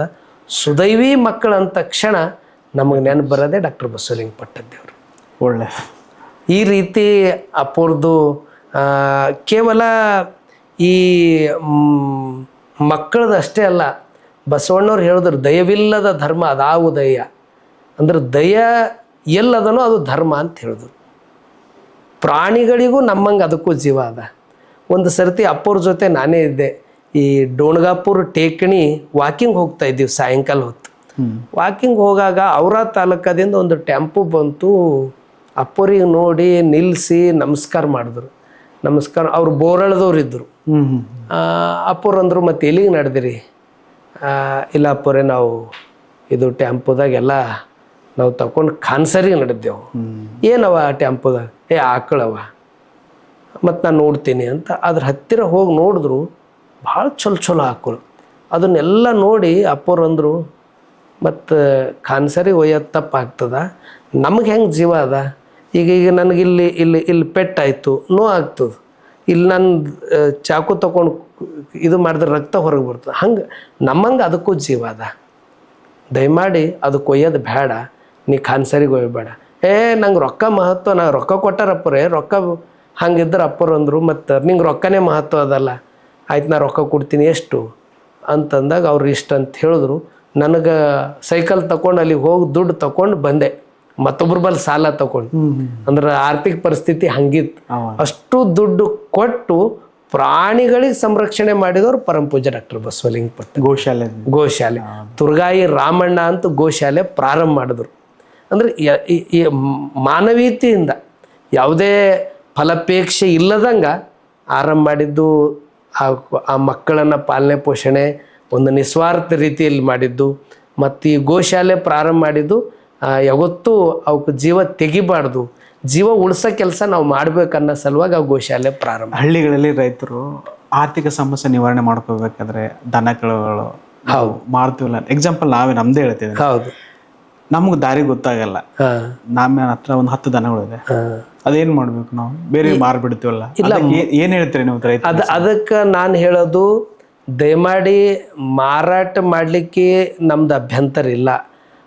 ಯಾರು ಆ ಮಾರಾಟ ಮಾಡಿದ ಮ್ಯಾಗ ಸಂರಕ್ಷಣೆ ಮಾಡೋರು ಇದ್ದರೆ ಆ ದುಡ್ಡು ತಗೋಬೇಕು. ಇರಲೋದ್ರ ಅನೇಕ ಗೋಶಾಲೆಗಳದಾವೆ, ನಮ್ಮದು ಒಂದೇ ಅಂತಲ್ಲ, ಅನೇಕರು ಇತ್ತೀಚೆಗೆ ಅವು ಸಂರಕ್ಷಣೆ ಮಾಡಲಿಕ್ಕೆ ಅನೇಕ ಗೋಶಾಲೆಗಳು ಅವರವರು ಅಲ್ಲಿ ಪ್ರಾರಂಭ ಮಾಡಿದ್ದಾರೆ. ನಮ್ಮ ಜಿಲ್ಲೆಯಲ್ಲಿ ಯಾರದೇ ಇದ್ದರೂ ಅವ್ರ ಗೋಗಳನ್ನು ನಮಗೆ ಕೊಟ್ಟರೆ ಅದು ಏನದ, ಅವ್ರಿಗೆ ಅದ್ರದ್ದು ಏನದ ಅದು ಇದು ಮಾಡ್ತೀವಿ. ನಾವು ಬೇರೆಯವ್ರಿಗೆ ಮಾರೋದ್ ಬದಲು ನಾವು ಗೋಶಾಲೆ ಕೊಟ್ಟು ಅದ್ರ ದುಡ್ಡು ಕೊಡ್ತಾರೆ. ಕೊಡ್ತೀವಿ, ನಾವೇ ಕೊಡ್ತೀವಿ. ಯಾಕಂದ್ರೆ ನಮಗೆ ಅವು ಸಂರಕ್ಷಣೆ ಆಗಬೇಕು ಅದ್ರದಿಂದ. ಈಗ ಒಂದೊಂದು ಸರ್ತಿ ಈ ಹಣ್ಣುಗಳು ಕೊಡ್ತೀವಿ. ಹೆಂಗೆ ಈಗ ನಮ್ಮ ಮುಂದೆ ಇಲ್ಲಿ ಆ್ಯಪಲ್ ಇಟ್ಟಿರಿ, ದಾಳಿಂಬರು ಇಟ್ಟಿರಿ, ಈಗ ನಾವೆಲ್ಲ ಹೆಂಗೆ ತಗೋತೀವಲ್ಲ ಹಂಗೆ ಸ್ವತಃ ಗುರುಗಳು ಹೋಗಿ ಸೇಬಿನ ಹಣ್ಣೆ ಆ ಆಕಳಿಗೆ ಕೊಡ್ತಾರೆ. ಅಂದ್ರೆ ಇಷ್ಟು ಅದ್ರ ಮೇಲೆ ಒಂದು ಪ್ರೀತಿ, ಆ ಮಮತೆ, ಅದು ನಮ್ಮಂಗೆ ಒಂದು ಜೀವ ಅದಲ್ಲ ಅಂತ ತಿಳ್ಕೊಂಡು ಸ್ವತಃ ಬಾಳೆಹಣ್ಣು, ಸೇಬಿನ ಹಣ್ಣು, ದಾಳಿಂಬರ ಹಣ್ಣು, ಮಾವಿನ ಹಣ್ಣು ಇಂಥವೆಲ್ಲ ಆಕಳುಗಳಿಗೆ ಕೊಡ್ತಾರೆ. ಅದಕ್ಕೆ ಸ್ವತಃ ಹುಲ್ಲು ಹಾಕ್ತಾರೆ. ಮತ್ತು ವಿಶೇಷವಾಗಿ ಈ ಪರಿಸರ ಬಗ್ಗೆ ಬಹುತೇಕ ನೀವು ಗುರುಕುಲಕ್ಕೆ ಒಂದು ಸರ್ತಿ ಅಥವಾ ನಮ್ದೆಲ್ಲೇ ಸಂಸ್ಥೆಯಲ್ಲಿ ನೀವು ಎಲ್ಲಿ ನೋಡ್ಬೋದು, ಎಲ್ಲ ಕಡೆ ಗಿಡಗಳನ್ನು ಬೆಳೆಸಿದ್ದಾರೆ. ಪರಿಸರವಾದಿಗೆ ಭಾಳ ಅದು ಅಪ್ಪಗಳು ಹಚ್ಕೊಂಡಿದ್ದಾರೆ. ಅಪ್ಪವರು ವಿಶೇಷ ಈ ಪರಿಸರ ಬಗ್ಗೆ ಭಾಳ ಪ್ರೇಮಿಗಳು. ಅವರು ಸಣ್ಣಂದಾಗಿನ ಹಿಡಿದೇ ಗಿಡಗಳನ್ನು ಬೆಳೆಸೋದು, ಗಿಡಗಳನ್ನು ಹೆಚ್ಚು ಬೆಳೆಸಿನಂಗೆ ನಮಗೆ ಶುದ್ಧ ಗಾಳಿ, ಆಮ್ಲಜನಕ, ಒಂದು ಗಿಡಗಳು ಬೆಳೆಸಿದ್ರೆ ಅದ್ರದ್ದು ಒಂದು ವಾತಾವರಣ ಬೇರೆ ಇರ್ತದೆ. ಹೆಂಗೆ ಬುದ್ಧರಿಗೆ ಜ್ಞಾನ ಉದಯ ಆಗಿದ್ದೇ ಆ ಮರದ ಕೆಳಗೆ, ಅಕ್ಕ ಮಹಾದೇವಿಯವರು ವಚನಗಳೆಲ್ಲ ಹೊರಗೆ ಹಾಕಿದೆ ಆ ಮರದ ಕೆಳಗೆ. ಇಡೀ ಪ್ರಪಂಚದಲ್ಲಿ ಯಾರೇ ಜಗತ್ತಿನಾಗ ದೊಡ್ಡ ದೊಡ್ಡ ಸಾಧನೆ ಮಾಡ್ಯಾರಂದ್ರೆ ಅದು ಗಿಡ ಮರದ ಕೆಳಗಡೆನೆ. ನಮ್ಮ ಗುರುಕುಲ ಪದ್ಧತಿನೂ ಗಿಡದ ಕೆಳಗಡೆನೆ ಪಾಠ ಹೇಳ್ತಕ್ಕಂಥ ಪದ್ಧತಿ ನಮ್ಮ ಗುರುಕುಲದಿತ್ತು. ಈಗೆಲ್ಲ ಫೆಸಿಲಿಟಿಗಳು ಇದ್ದರೆ ಮಕ್ಕಳಿಗೆ ಕಳ್ಸೋದು. ಹೀಗಾಗಿ ಅವ್ರದ್ದು ಒಂದು ಸಮಾಧಾನಕ್ಕೋಸ್ಕರ ಅವೆಲ್ಲ ಕಟ್ಟಡಗಳು ಕಟ್ತಾ ಇದ್ದಾರೆ. ಆದರೆ ನಮ್ಮ ಗುರುಗಳ ಪದ್ಧತಿ, ನಮ್ಮ ಗುರುಗಳ ವಿಚಾರಧಾರೆಗಳು ಗುರುಕುಲ ಪದ್ಧತಿ ಅಂದರೆ ಒಂದು ಋಷಿ ಮುನಿಗಳು ಯಾವ ರೀತಿ ಮಾಡಿರೋ ಆ ಒಂದು ಪರಂಪರೆ ನಮ್ಮ ಗುರುಗಳು ಇಟ್ಕೊಂಡ್ರು. ವಿಶೇಷವಾಗಿ ಶರಣ ಪರಂಪರೆ, ಬಸವಾದಿ ಶರಣರು ಏನು ವಿಚಾರಧಾರೆಗಳು ಮಕ್ಕಳಲ್ಲಿ ಬಿತ್ತಿಸಬೇಕು. ಬುದ್ಧನ ವಿಚಾರಗಳು, ಬಸವಣ್ಣವ್ರ ವಿಚಾರಗಳು, ಡಾಕ್ಟರ್ ಬಾಬಾ ಸಾಹೇಬ್ ಅಂಬೇಡ್ಕರ್ ಅವರು, ಸಾವಿತ್ರಿಬಾಯಿ ಫೂಲೆ, ಜ್ಯೋತಿಬಾ ಫೂಲೆ, ನಮ್ಮ ಸ್ವಾಮಿ ವಿವೇಕಾನಂದರು, ಭಗತ್ ಸಿಂಗ್, ರಾಜ್ಗುರು, ಸುಖದೇವ್, ಈ ಶರಣ ಪರಂಪರೆ, ರಾಷ್ಟ್ರಪ್ರೇಮ, ಈ ಧಾರ್ಮಿಕ ಒಂದು ತಳಹದಿ ಮೇಲೆ ಶಿಕ್ಷಣವನ್ನು ಕೊಡ್ತಾ ಇದ್ದಾರೆ. ಇಲ್ಲಿ ಬೀದರ್ದಲ್ಲೇ ಒಂದು ಅನುಭವ ಮಂಟಪ ಸಂಸ್ಕೃತಿ ವಿದ್ಯಾಲಯ ಅಂತ ತೆಗೆದಾರೆ. ಹೆಣ್ಣೊಂದು ಕಲಿತಾರೆ ಶಾಲೆ ತೆಗೆದಂತೆ. ಹೆಣ್ಣು ಮಕ್ಕಳು ಅಂತಂದ್ರೆ ಹೊರಗೆ ಬಿಡ್ತಿಲ್ಲ ಒಂದು ಸಂದರ್ಭದಾಗ. ಆ ಪರಿಸ್ಥಿತಿ ಇತ್ತು. ಇವತ್ತು ಎಲ್ಲ ರಂಗದಲ್ಲಿ ಹೆಣ್ಮಕ್ಳು ಸಾಧನೆ ಇದೆ, ಎಲ್ಲ ರೀತಿಯಲ್ಲಿದೆ. ಅವ್ರ ಸಲುವಾಗಿ ಒಂದು ಪ್ರತ್ಯೇಕ ಉಚಿತವಾಗಿ ಊಟ, ವಸತಿ, ಶಿಕ್ಷಣ ಬೀದರ್ ಪಟ್ಟಣದಲ್ಲಿ ವಿದ್ಯಾನಗರ ಕಾಲನಿಯಲ್ಲಿ ಒಂದು 100 ವಿದ್ಯಾರ್ಥಿನಿಯರಿಗೆ ಊಟ, ವಸತಿ, ಶಿಕ್ಷಣ. ಆ ಮಕ್ಕಳಿಗೆ ನೋಡ್ಬೇಕು, ಆ ಮಕ್ಕಳ ಬಳಿ ಇದ್ದಂಥ ಪ್ರತಿಭೆ ನಿಜಕ್ಕೂ ನಮಗೆಲ್ಲರಿಗೂ ಒಂದು ಸ್ಫೂರ್ತಿ. ಅದು ಅವ್ರಿಗೆ ನೋಡಿದ್ರೆ ಅಲ್ಲೊಂದು ಪಾಸಿಟಿವ್ ವಾತಾವರಣ. ಅಷ್ಟು ಚಲೋ ಧಾರ್ಮಿಕ ಶೈಕ್ಷಣಿಕ ತಳಹದಿ ಮೇಲೆ ಭಾಳ ಒಳ್ಳೆ ರೀತಿಯಿಂದ ಆ ಮಕ್ಕಳಿಗೆ ತರಬೇತಿ ಕೊಡ್ತಾ ಇದ್ದಾರೆ. ಆ ಮಕ್ಕಳು ಕಲೆ, ಈ ಸಾಹಿತ್ಯ, ಈ ಸಾಂಸ್ಕೃತಿಕ ನಾಟಕಗಳು, ಎಲ್ಲ ರಂಗದಲ್ಲಿ ಅವ್ರದ್ದು ಭಾಳ ಅದ್ಭುತ ಇದೆ. ಇದು ತಿಂಗಳು ಶ್ರಾವಣ ಮಾಸ. ಈ ಶ್ರಾವಣ ಮಾಸದಲ್ಲಿ 1 ತಿಂಗಳ ಪ್ರವಚನ ಅವರೇ ಹೇಳ್ತಾ ಇದ್ದಾರೆ, ಆ ವಿದ್ಯಾರ್ಥಿನಿಯರೇ ಹೇಳ್ತಾ ಇದ್ದಾರೆ. ಅವ್ರು ಹೇಳುವಾಗ ಅವ್ರ ಮಾತು, ಅವರು ಹೇಳ್ತಕ್ಕಂಥ ಆ ಶೈಲಿ, ಆ ಶಬ್ದ ಸಂಗ್ರಹ ಎಲ್ಲರಿಗೂ ಯಾಕಾರ ಮುಗಿಸಿದ್ರು ಅನ್ನೋ ರೀತಿಯಲ್ಲಿ ಅಲ್ಲಿ ಕುಂತಂಥ ಭಕ್ತಾದಿಗಳೆಲ್ಲ ಹೇಳ್ತಾ ಇರ್ದಿದ್ದೆ. ನಾನು ಇದ್ದಿದ್ದ ಮಾತನ್ನು ಹೊರಗೆ ಹಾಕ್ತಾ ಇದ್ದೀನಿ ಅಷ್ಟೇ. ಮೊದಲೆಲ್ಲ ವಿದ್ಯಾರ್ಥಿ ಅಂದ್ರಲ್ಲ ನೀವು, ಹೆಣ್ಣಿಗೆ ಅಷ್ಟು ಪ್ರಾಮುಖ್ಯತೆ ಇದ್ದಿಲ್ಲ. ನಿಜ. ನೀವು ಅದ್ರ ಮೇಲೆ ಯಾಕೆ ಪ್ರಾಮುಖ್ಯತೆ ಕೊಡ್ಬೇಕಂತ ಅನಿಸ್ತು? ನಾವ್ ಯಾಕೆ ಕೊಡ್ಬೇಕು ಕಂಡಿದ ಸಮಸ್ಯೆ ಏನು? ನಾವ್ ಯಾಕೆ ಕೊಡ್ಬೇಕು ಅನಿಸ್ತೇವೆ ಅಂದ್ರೆ 12ನೇ ಶತಮಾನದಲ್ಲಿ ಬಸವಣ್ಣನವರು ಮನಿ ಬಿಟ್ಟಿದೆ ತನ್ನ ಅಕ್ಕನಾಗಲಂಬಿಕೆ ಸಲುವಾಗಿ. ಅಂದ್ರೆ ಅವ್ರೇನಂತಾರ, ಜನವಾರ ಹಾಕೋರಿ ಅಂತಾರೆ. ನಾವೊಬ್ಬ ಹೆಂಗೆ ಹಾಕೋಲಿ? ನನ್ನ ಜೊತೆ ಅಕ್ಕನೂ ಅದಾಳ, ಆಕಿಗೂ ಹಾಕ್ರಿ, ನಂಗೂ ಹಾಕ್ರಿ. ಅಲ್ಲಿದೆ ಇಬ್ಬರದು ಅಲ್ಲಿ ಮನೆಯಲ್ಲಿ ಆ ಸಮಸ್ಯೆ ಗೊತ್ತಾಯ್ತು. ಇದು ನಮ್ಮ ಮನೆದು ಒಂದು ಸಮಸ್ಯೆ ಅಲ್ಲ, ಇಲ್ಲಿ ಪ್ರಪಂಚದಾಗ ಅನೇಕ ಮನೆಗಳದ್ದು ಸಮಸ್ಯೆ ಅದ. ಈ ಸಮಸ್ಯೆ ಪರಿಹಾರ ಮಾಡ್ಬೇಕಂತೆ ಬಸವಣ್ಣವ್ರು ಸಣ್ಣವರಿದ್ದಾಗೆ ಮನೆ ಬಿಟ್ಟಿದ್ದೆ ಹೆಣ್ಮಕ್ಳಿಗೆ ನ್ಯಾಯ ಕೊಡೋ ಸಲುವಾಗಿ, ಅಕ್ಕ ತಂಗಿರಿಗೆ ನ್ಯಾಯ ಕೊಡೋ ಸಲುವಾಗಿ. ನನ್ನ ಬಳಿ ಈ ವ್ಯವಸ್ಥೆ ಅದ ಅಂದ್ಮ್ಯಾಗ ಪ್ರಪಂಚದಾಗ ಹೆಂಗೆ ಇದ್ದಿರಬೇಕು ಅಂತ ಅವ್ರು ಹೊರಗೆ ಬಂದು ಅವ್ರು ನೇರವಾಗಿ ಬಾಗೇವಾಡಿಯಿಂದ ಕೂಡಲ ಸಂಗಮ ಬರ್ತಾರೆ. ಕೂಡಲ ಸಂಗಮದಿಂದ ಮಹಾರಾಷ್ಟ್ರದಲ್ಲಿ ಮಂಗಳವೇಡೆಗೆ ಹೋಗ್ತಾರೆ. ಆ ಮಂಗಳವೇಡೆಗೆ ಹೋಗಿ ಆ ಮಂಗಳವೇಡೆಯಿಂದ ಬಸವ ಕಲ್ಯಾಣ ಬಂದು ಅನುಭವ ಮಂಟಪದ ಪ್ರಧಾನಮಂತ್ರಿಗಳಾಗ್ತಾರೆ. ಆ ಪ್ರಧಾನಮಂತ್ರಿ ಒಂದು ಅಧಿಕಾರ ಇತ್ತಂದ್ರೆ ಏನು ಬೇಕು ಅದು ಕೆಲಸ ಮಾಡ್ಬೋದು. ಈಗ ನಮ್ಮ ಭಾರತ ಪ್ರಧಾನಮಂತ್ರಿ ಹಿಂದಕ್ಕೆ ಇಂದಿರಾ ಗಾಂಧಿ ಇದ್ದರು, ನೆಹರು ಇದ್ದರು, ಈಗ ನರೇಂದ್ರ ಮೋದಿಜಿ ಅವರು ಅಧಿಕಾರ ಇತ್ತಂದ್ರೆ ಏನು ಬೇಕು ಅದು ಕೆಲಸ ಆಗ್ತಾವೆ. ಹಂಗೆ ಬಸವಣ್ಣವ್ರು ಅವಾಗ ಅವ್ರು ಪ್ರಧಾನಿ ಇದ್ದಾಗ ಅವರು ಈ ಹೆಣ್ಣು ಮಕ್ಕಳು ಅಂದ್ರೆ ಕೆಟ್ಟವರು, ಕನಿಷ್ಠ, ಹೆಣ್ಣು ಅಂತಂದ್ರೆ ಯಂತ್ರದ ಸಮಾನ ರೀತಿಯಲ್ಲಿ ಬಳಸ್ತಿದ್ರು. ಈ ದೇವಾಲಯಕ್ಕೆ ಹೋಗಬಾರ್ದು ಅಂತಕ್ಕಂಥ ಇವೆಲ್ಲ ಪದ್ಧತಿಗಳಿದ್ದು. ಸೈಂಟಿಫಿಕಲ್ ಏನು ರೀಸನ್ ನಮ್ದು ಸುಮ್ಮನೆ ನಾರ್ಮಲ್ ಆಗಿ ಅವ್ರದ್ದೊಂದು ವ್ಯವಸ್ಥೆ ಮಾಡ್ಕೊಂಡ್ಬಿಟ್ಟಿದ್ರೆ ಆ ಹೆಣ್ಮಕ್ಳು ಅಂತಂದ್ರೆ ಒಂದು ರೀತಿ ಅಂದ್ರೆ ಅವರು ಈಟಿಗೆ ಸೀಮಿತ ಆಗಬೇಕು ಅಂತಕ್ಕಂಥ ವಾತಾವರಣ ಇತ್ತು. ಗಂಡ ತೀರ್ ಹೋದ್ರೆ ಜೀವಂತ ಹೆಂಡತಿಗೆ ಬೆಂಕಿಯಾಗ ಹಾಕ್ತಿರು. ಅದ್ರ ಸಲಕ ಶಿವಯೋಗಿ ಸಿದ್ದರಾಮೇಶ್ವರ್ ಹೇಳಿದ್ರು, ಹೆಣ್ಣಲ್ಲ, ಹೆಣ್ಣು ರಕ್ಕಸಿ ಅಲ್ಲ, ಹೆಣ್ಣು ಸಾಕ್ಷಾತ್ ಕಪಿಲ ಸಿದ್ಧ ಮಲ್ಲಿಕಾರ್ಜುನ. ಅಂದ್ರೆ ಹೆಣ್ಣು ಅಂದ್ರೆ ದೇವ್ರ ಸ್ವರೂಪಂತಿ ಪ್ರಪಂಚಕ್ಕೆ ಅದು ಆಚರಣೆಗೆ ತಂದಿದ್ದ ಶ್ರೇಯಸ್ಸೇ ಅದು ಬಸವಾದಿ ಶರಣರಿಗೆ ಸಲ್ತದ. ಡಾಕ್ಟರ್ ಬಾಬಾ ಸಾಹೇಬ್ ಅಂಬೇಡ್ಕರ್ ಅವ್ರು ನಮಗೆ ಸಂವಿಧಾನ ಕೊಟ್ಟಾರ. ಆದ್ರೆ ಸಂವಿಧಾನ ಬಾಬಾ ಸಾಹೇಬ್ ಅಂಬೇಡ್ಕರ್ ಅವ್ರು ಕೊಟ್ಟಾರ, ಜಗತ್ತಿಗೆ ಸಂವಿಧಾನ ರೂಪದಲ್ಲಿ ಅಂದ್ರೆ ವಚನಗಳ ರೂಪದಲ್ಲಿ ಜಗಜ್ಯೋತಿ ಬಸವಣ್ಣವರು, ಬಸವಾದಿ ಶರಣರು ಎಲ್ಲ ಕೊಟ್ಟಾರ. ಆ ವಚನ ಸಾಹಿತ್ಯದಲ್ಲಿ ಏನಿದೆನೋ ಸಂವಿಧಾನದಾಗ ಅದೇ ಅದ, ಸಂವಿಧಾನದಾಗ ಏನದನೋ ವಚನ ಸಾಹಿತ್ಯದಲ್ಲದ. ಇವತ್ತು ರಾಷ್ಟ್ರಪತಿ ಮುರ್ಮುವ್ರು ಇದ್ದಾರೆ. ಅದಕ್ಕೆ ಮೂಲ ಕಾರಣ ಅಂದ್ರೆ ಬಾಬಾ ಸಾಹೇಬ್ ಅಂಬೇಡ್ಕರ್ ಅವ್ರು ಕೊಟ್ಟಂಥ ಸಂವಿಧಾನ.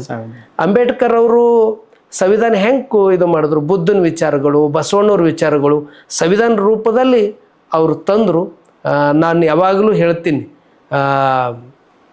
ಬುದ್ಧ ಮಾರ್ಗ, ಬಸವಣ್ಣವರು ಸನ್ಮಾರ್ಗ, ಬಾಬಾ ಸಾಹೇಬ್ ಅಂಬೇಡ್ಕರ್ ಅವರು ಕೊಟ್ಟಿದ್ದು ರಾಜಮಾರ್ಗ. ಈ ಪರಂಪರೆಯನ್ನು ಇಲ್ಲಿ ಅವರು ಶರೀರಗಳು ಇಲ್ಲಿ ಬೇರೆ ಇರ್ಬೋದು, ಅವ್ರ ವಿಚಾರ ಅವ್ರ ಮನಸ್ಸೆಲ್ಲ ಒಂದಿತ್ತು.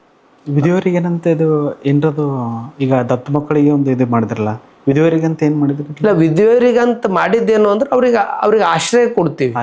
ಆಶ್ರಯ ಕೊಟ್ಟು ಅವ್ರಿಗೆ ಧೈರ್ಯ ತುಂಬಿ, ಅವ್ರಿಗೆ ಯಾವುದೇ ರೀತಿಯಿಂದ ಏನೇ ಸಮಸ್ಯೆ ಇದ್ರೆ ಅದಕ್ಕೆಲ್ಲ ರೀತಿಯಿಂದ ನಮ್ಮ ಗುರುಗಳು ನಮ್ಮ ಜೀವನೇ ಮುಗಿತಪ್ಪ, ನಾವು ಕೆರಿನೋ ಬಾವಿ ನೋಡ್ಕೋಬೇಕೆಂಬ ಭಾವನೆಗಳು ಅವ್ರ ಬಳಿ ಇರ್ತಾವೆ. ಅವ್ರಿಗೆ ಎಲ್ಲಕ್ಕಿಂತ ಮುಖ್ಯ ಪ್ರೋತ್ಸಾಹ, ಧೈರ್ಯ, ಅವ್ರಿಗೆ ನಾವು ನಿಮ್ಮ ಜೊತೆ ಇದ್ದೆವು ಅನ್ನೋದು. ಎಷ್ಟೋ ಜನ ವಿಧವೆಯರಿಗೆ ಅವರಿಗೆ ಗಂಡ ತೀರ್ ಹೋದವ್ರಿಗೆ ಮದುವೆನೂ ನಾವು ಮಾಡಿದ್ದೀವಿ. ಈ ಸಮಾಜದಲ್ಲಿ ವಿಧವೆಯರಿಗೆ ಜಾಸ್ತಿ ಒಂದು ಕೀಳಾಗಿ ನೋಡುವ ಇನ್ನೂ ಇದೆ. ಅವ್ರ ಬಗ್ಗೆ ನೀವು ಅಭಿಪ್ರಾಯ ಏನು? ಅವರು ನಮ್ಮಂಗೆ ಮನುಷ್ಯರು, ಅವರಿಗೆ ಆದ್ಯತೆ ಕೊಡದೆ ನಿಜವಾದ ಅದು ದೇವರು ಮೆಚ್ಕೊಳ್ತಕ್ಕಂಥದ್ದು. ಆ ಕಾರ್ಯ ಪರಮ ಪೂಜ್ಯ ನನ್ನ ಗುರುಗಳಾದ ಡಾಕ್ಟರ್ ಬಸವಲಿಂಗ ಪಟ್ಟದೇವರು ನೂರಾರು ಜನರಿಗೆ ಅನ್ನ, ಆಶ್ರಯ, ಅವ್ರಿಗೆಲ್ಲ ರೀತಿಯಿಂದ ಇಲ್ಲಿ ಆಶ್ರಯ ಕೊಟ್ಟು ಅವ್ರಿಗೆ ಧೈರ್ಯ ತುಂಬಿ ಅವ್ರ ಮಕ್ಕಳಿಗೆ ಮತ್ತು ಅವ್ರಿಗೆ ಶಿಕ್ಷಣ ಕೊಟ್ಟು ಇವತ್ತು ನೂರಾರು ವಿಧವೆಯರು ಅವ್ರಿಗೆ ಆಶ್ರಯ ಪಡ್ಕೊಂಡರು ಅವರೆಲ್ಲರೂ ಅವ್ರ ಮಕ್ಕಳು ಭಾಳ ಎತ್ತರ ಮಟ್ಟಕ್ಕೆ ಅವ್ರು ಚಲೋ ಸಾಧನೆ ಮಾಡ್ಯಾರ. ಎಷ್ಟೋ ಜನ ಅದು ಅಂಕಿ ಸಂಖ್ಯೆ ನಾ ಹೇಳಿದ್ಕಿಂತನೂ ಹೆಚ್ಚಿನ ಸಂಖ್ಯೆ ಅಲ್ಲಿದ್ದಾರೆ. ಅಂದ್ರೆ ಅವರಿಗೆ ತಾಯಂದಿರಿಗೆ ಬೇಕಾಗಿದ್ದು ಧೈರ್ಯ, ಆ ತಾಯಂದಿರಿಗೆ ಬೇಕಾಗಿದ್ದು ಒಂದು ಅವ್ರಿಗೆ ಆತ್ಮಬಲ. ಯಾಕಂದ್ರೆ ಅವ್ರ ಬಳಿ ಇದು ಜೀವನ ಅದ, ಇಲ್ಲಿ ಯಾರೂ ಶಾಶ್ವತ ಇಲ್ಲ. ಇವತ್ತು ನೀವು ಕುಂತಿದ್ದೀವಿ, ಗೌತಮ್ ಅವ್ರು ನಮಗೆ ಪ್ರಶ್ನೆ ಕೇಳತ್ತಾರ, ಬಾಲ್ಕಿ ಮಠದಿಂದ ನಾವು ನಿಮಗೆ ಉತ್ತರ ಹೇಳತ್ತಿದ್ದೀವಿ. ಏನು ಒಂದು ನಿಮಿಷದಾಗ ಏನು ಭೀ ಆಗ್ಬೋದು. ನಾ ಕಾರ್ನಾಗ ಕೂಡ್ತಾನೆ ಏನು ಅದು ಈ ಭೂಲೋಕಕ್ಕೆ ತರೋ ಅವನು ತಕೊಂಡು ಹೋಗೋ ಅವನು, ಅದಕ್ಕೆ ಚಿಂತೆ ಮಾಡೋದಲ್ಲ, ಅದು ಎದುರಿಸ್ಬೇಕು. ಯಾಕಂದ್ರೆ ಇದು ಸಾವು ಅಂತಕ್ಕಂಥದಕ್ಕೆ ನಮ್ಮ ಶರಣರು ಬಸವಣ್ಣವ್ರು ಏನಂದ್ರು, ಇದೊಂದು ಹಬ್ಬ ಅಂತ ಹೇಳ್ಯಾರ, ಮರಣವೇ ಮಹಾನವಮಿ. ಅವ್ರು ಹೋಗ್ಯಾರ ಅಂತ ತಿಳ್ಕೊಂಡು ನಾವೆಲ್ಲ ಬಿಡೋದಲ್ಲ. ಎಷ್ಟೋ ಜನ ವಿಧವೆಯರು ಅವ್ರು ಹೋದ್ರಂದ್ರೆ ಅವ್ರ ಮಕ್ಕಳು ಅವ್ರ ರಸ್ತೆಗೆ ಬಂದುಬಿಡ್ತಾರೆ. ಆ ತಾಯಿಂದೇರು ಎಷ್ಟೋ ಜನ ನನ್ನ ಮಾಂಗಲ್ಯ ಹೋಗಿರ್ಬೇಕು, ನನಗೆ ದೇವರು ಮಕ್ಕಳು ಕೊಟ್ಟಾರಂತ ಮಕ್ಕಳ ಸಲುವಾಗಿ ಜೀವನ ನಡೆಸಿ ಆ ಮಕ್ಕಳಿಗೆ ಭಾಳ ಎತ್ತರ ಮಟ್ಟಕ್ಕೆ ಬೆಳೆಸಿದ್ದು ಅನೇಕ ತಾಯಂದಿರು ಇದ್ದಾರೆ. ಅಂಥವ್ರಿಗೆಲ್ಲ ಆಶ್ರಯ ಕೊಟ್ಟಿದ್ದು ಬಾಲ್ಕಿ ಮಠ. ಅದೇ ರೀತಿ ಮತ್ತೊಂದು ಸಮಾಜದಲ್ಲಿ ಜಾಸ್ತಿ ಕಂಡು ಬರ್ತಿರೋ ಸಮಸ್ಯೆ ಏನಂದ್ರೆ ಹೊರಗಡೆ ವೃದ್ಧಾಶ್ರಮ ಜಾಸ್ತಿ ಆಗ್ತದೆ. ಹೌದು, ಯಾಕೆ ಆಗ್ತದೆ? ಭಾರತ ದೇಶದ ಪರಿಸ್ಥಿತಿ ಯಾಕೆ ಉತ್ಪತ್ತಿ ಜಾಸ್ತಿ ಆಗ್ತದೆ? ನಿಜ ನಮ್ಮ ಭಾರತ ದೇಶದಲ್ಲಿ ವೃದ್ಧಾಶ್ರಮಗಳೇ ಇದ್ದಿಲ್ಲ. ವೃದ್ಧಾಶ್ರಮ ಪರಂಪರೆನೇ ನಂಬಲ್ಲಿ ಇಲ್ಲ. ಆದರೆ ಇತ್ತೀಚೆಗೆ ಸೌಲಭ್ಯಗಳು ಜಾಸ್ತಿ ಆಗ್ಯಾವ. ಎಲ್ಲರ ಬಲ್ಲಿ ಒಂದು ರೀತಿ ಭೌತಿಕ ಶ್ರೀಮಂತಿಕೆ ಹೆಚ್ಚಾಗ್ಯದ. ಹಿಂದಕ್ಕೆ ನಾವು ಸಣ್ಣವರಿದ್ದಾಗ ಹೆಂಗಿತ್ತು ಅಂತಂದ್ರೆ ಮನೆ ಭಾಳ ಸಣ್ಣದಿರ್ತಿತ್ತು, ಭಾಳ ಅಂದ್ರೆ ಭಾಳ ಚಿಕ್ಕ ಮನೆ. ಅಷ್ಟೇ ಮನೆದಾಗ ಅಲ್ಲೇ ಜಳಕ ಮಾಡೋದು, ಅಲ್ಲೇ ಊಟ ಮಾಡೋದು, ಅಲ್ಲೇ ಮಲ್ಗೋದು, ಎಲ್ಲ ಅದೇ ಜಾಗದಾಗ. ಮತ್ತು ಇಷ್ಟು ಒಂದು ಸಾಮರಸ್ಯ ಪ್ರೇಮದಿಂದ ಇದ್ದೀವಿ. ಮತ್ತು ಯಾವುದೇ ಶೌಚಾಲಯಕ್ಕೆ ಹೋಗ್ಬೇಕಾದ್ರೂ ಒಳಗಿರ್ತಿಲ್ಲ, ನಾವೆಲ್ಲ ಬೈಲಿಗೆ ಹೋಗ್ತಿದ್ವಿ. ಅಷ್ಟು ಏನು ನೀರು ತರಬೇಕಾದ್ರೆ ಬಾವಿಗೆ ಹೋಗಿ ಬಿಂದಿಗೆ ತಗೊಂಡು ನೀರು ಸೇದಿ ನಾವು ತರ್ತಿದ್ವಿ. ಅಂದ್ರೆ ಅವತ್ತಿನ ಪರಿಸ್ಥಿತಿಯಲ್ಲಿ ಮನೆಗಳು ಸಣ್ಣ ಇದ್ದು ಮನಸ್ಸು ದೊಡ್ಡದಿತ್ತು. ಈಗ ಎಲ್ಲ ಊರಾಗ ನೀವು ಎಲ್ಲಿ ಹೋಗ್ರಿ ಮನೆಗಳು ಭಾಳ ದೊಡ್ಡ ಆಗ್ಯಾವ, ಮನಸ್ಸು ಸಣ್ಣ ಆಗ್ಲತ್ತಾವ. ಇದಕ್ಕೆ ಮೂಲ ವರದಾಶ್ರಮ ಇವೆಲ್ಲ ಆಗ್ಲಕ್ಕೆ ಕಾರಣ ಏನು ಅಂತಂದ್ರೆ ನಮ್ಮ ಮನಸ್ಸು ದೊಡ್ಡದು ಮಾಡ್ಕೋಬೇಕು. ನಮಗೆ ಜನ್ಮ ಕೊಟ್ಟಂಥವ್ರು ಅವರು ಹೆತ್ತು ಹೊತ್ತಿ ಪಾಲನೆ ಪೋಷಣೆ ಮಾಡಿ ಈ ಭೂಲೋಕಕ್ಕೆ ತಂದವರೇ ತಾಯಿ ತಂದೆ. ಅಂಥವ್ರನ್ನು ಯಾವ ಕಾರಣಕ್ಕೂ ನಾವು ಅವ್ರಿಗೆ ವೃದ್ಧಾಶ್ರಮ ಕಳಿಸ್ತಕ್ಕಂಥದ್ದು ಮಾಡಬಾರ್ದು. ನಾವು ಅವ್ರಿಗೆ ಚಲೋ ಅವರು ಅವನದು ಮಗನ ಮನಸ್ಸಿದ್ರು ಭೀ ಸೊಸಿದ್ ಬೇಕಲ್ಲ. ಈಗ ಅವ್ರಿಬ್ಬರದು ಮನಸ್ಸಾದರೆ ಒಬ್ರದಾದ್ರೂ ನಡೆಯಂಗಿಲ್ಲ. ಆದರೆ ಇಬ್ಬರು ಕಲ್ತವ್ರು ಇರ್ತಾರೆ, ಇಬ್ಬರು ಒಳ್ಳೆ ಎಜುಕೇಟೆಡ್ ಇರ್ತಾರೆ. ಆದ್ರೆ ಈ ಅವ್ರದ್ದೇನು ವಯಸ್ಸಾಗಿ ಮ್ಯಾಗ ಸ್ವಲ್ಪ ಕಿವಿ ಸಮಸ್ಯೆ ಇಂಥವೆಲ್ಲ ಏನೇನೋ ಸಮಸ್ಯೆಯಿಂದ ಅವ್ರಿಗೆ ಲೈಕ್ ಆಗ್ತಾ ಇಲ್ಲೇನೋ ಅಂತ ನನಗನ್ನಿಸ್ತದೆ. ನಮ್ಮಲ್ಲಿ ಎಷ್ಟೋ ಜನ ಬಂದಾರ, ಅಂಥವ್ರಿಗೆಲ್ಲ ಅಪ್ಪವ್ರ ಆಶ್ರಯ ಕೊಟ್ಟಾರ. ಇವತ್ತು ಎಷ್ಟೋ ಕಡೆ ವೃದ್ಧಾಶ್ರಮ ಕಡೆ ಕಳಿಸ್ತಾ ಇದ್ದಾರೆ.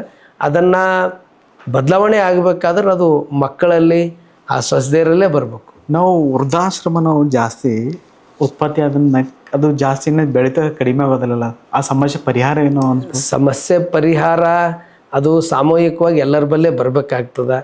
ಅದು ಪರಿಹಾರ ಅಂದ್ರೆ ಈಗ ಅವ್ರಿಗೆ ನೋಡ್ಕೊಳ್ಳೋದೇ ಪರಿಹಾರ. ಗುರುಗಳಿಗೆ ನೋಡಿ, ಇವಾಗ ನೀವು ವೃದ್ಧಾಶ್ರಮ ಸ್ಥಾಪನೆ ಮಾಡ್ತಿದ್ದಾರೆ. ಹೌದು. ಅವ್ರಿಗೇನಾಗುತ್ತದೆ, ವೃದ್ಧಾಶ್ರಮದಪ್ಪಲ್ಲಿ ಸೇರಿಸ್ಬಿಡೋಣ. ವೃದ್ಧಾಶ್ರಮ ಮಾಡೋದನ್ನ ಒಳ್ಳೆ ಒಂದು ವಿಷನ್ ಇಟ್ಕೊಂಡು ಮಾಡ್ತೀವಿ, ಆದ್ರೆ ಕೆಟ್ಟ ಪರಿಣಾಮ ಆಗ್ತಲ್ಲ ಜಾಸ್ತಿ. ವೃದ್ಧಾಶ್ರಮ ನಮಗೆ ಮಾಡ್ಬೇಕಂತ ಅಪೇಕ್ಷೆ ಇಲ್ಲ. ಅವರು ಎಲ್ಲೆಲ್ಲೋ ಬೀದಿ ಮ್ಯಾಗ ರಸ್ತೆ ಮ್ಯಾಗ ಅವರೆಲ್ಲೋ ಆಗಿ ಎಷ್ಟೋ ಜನ ಆತ್ಮಹತ್ಯೆ ಮಾಡ್ಕೊಂಡಿದ್ದು ನಾವು ಕಣ್ಣಾರೆ ನೋಡಿದ್ದೀವಿ.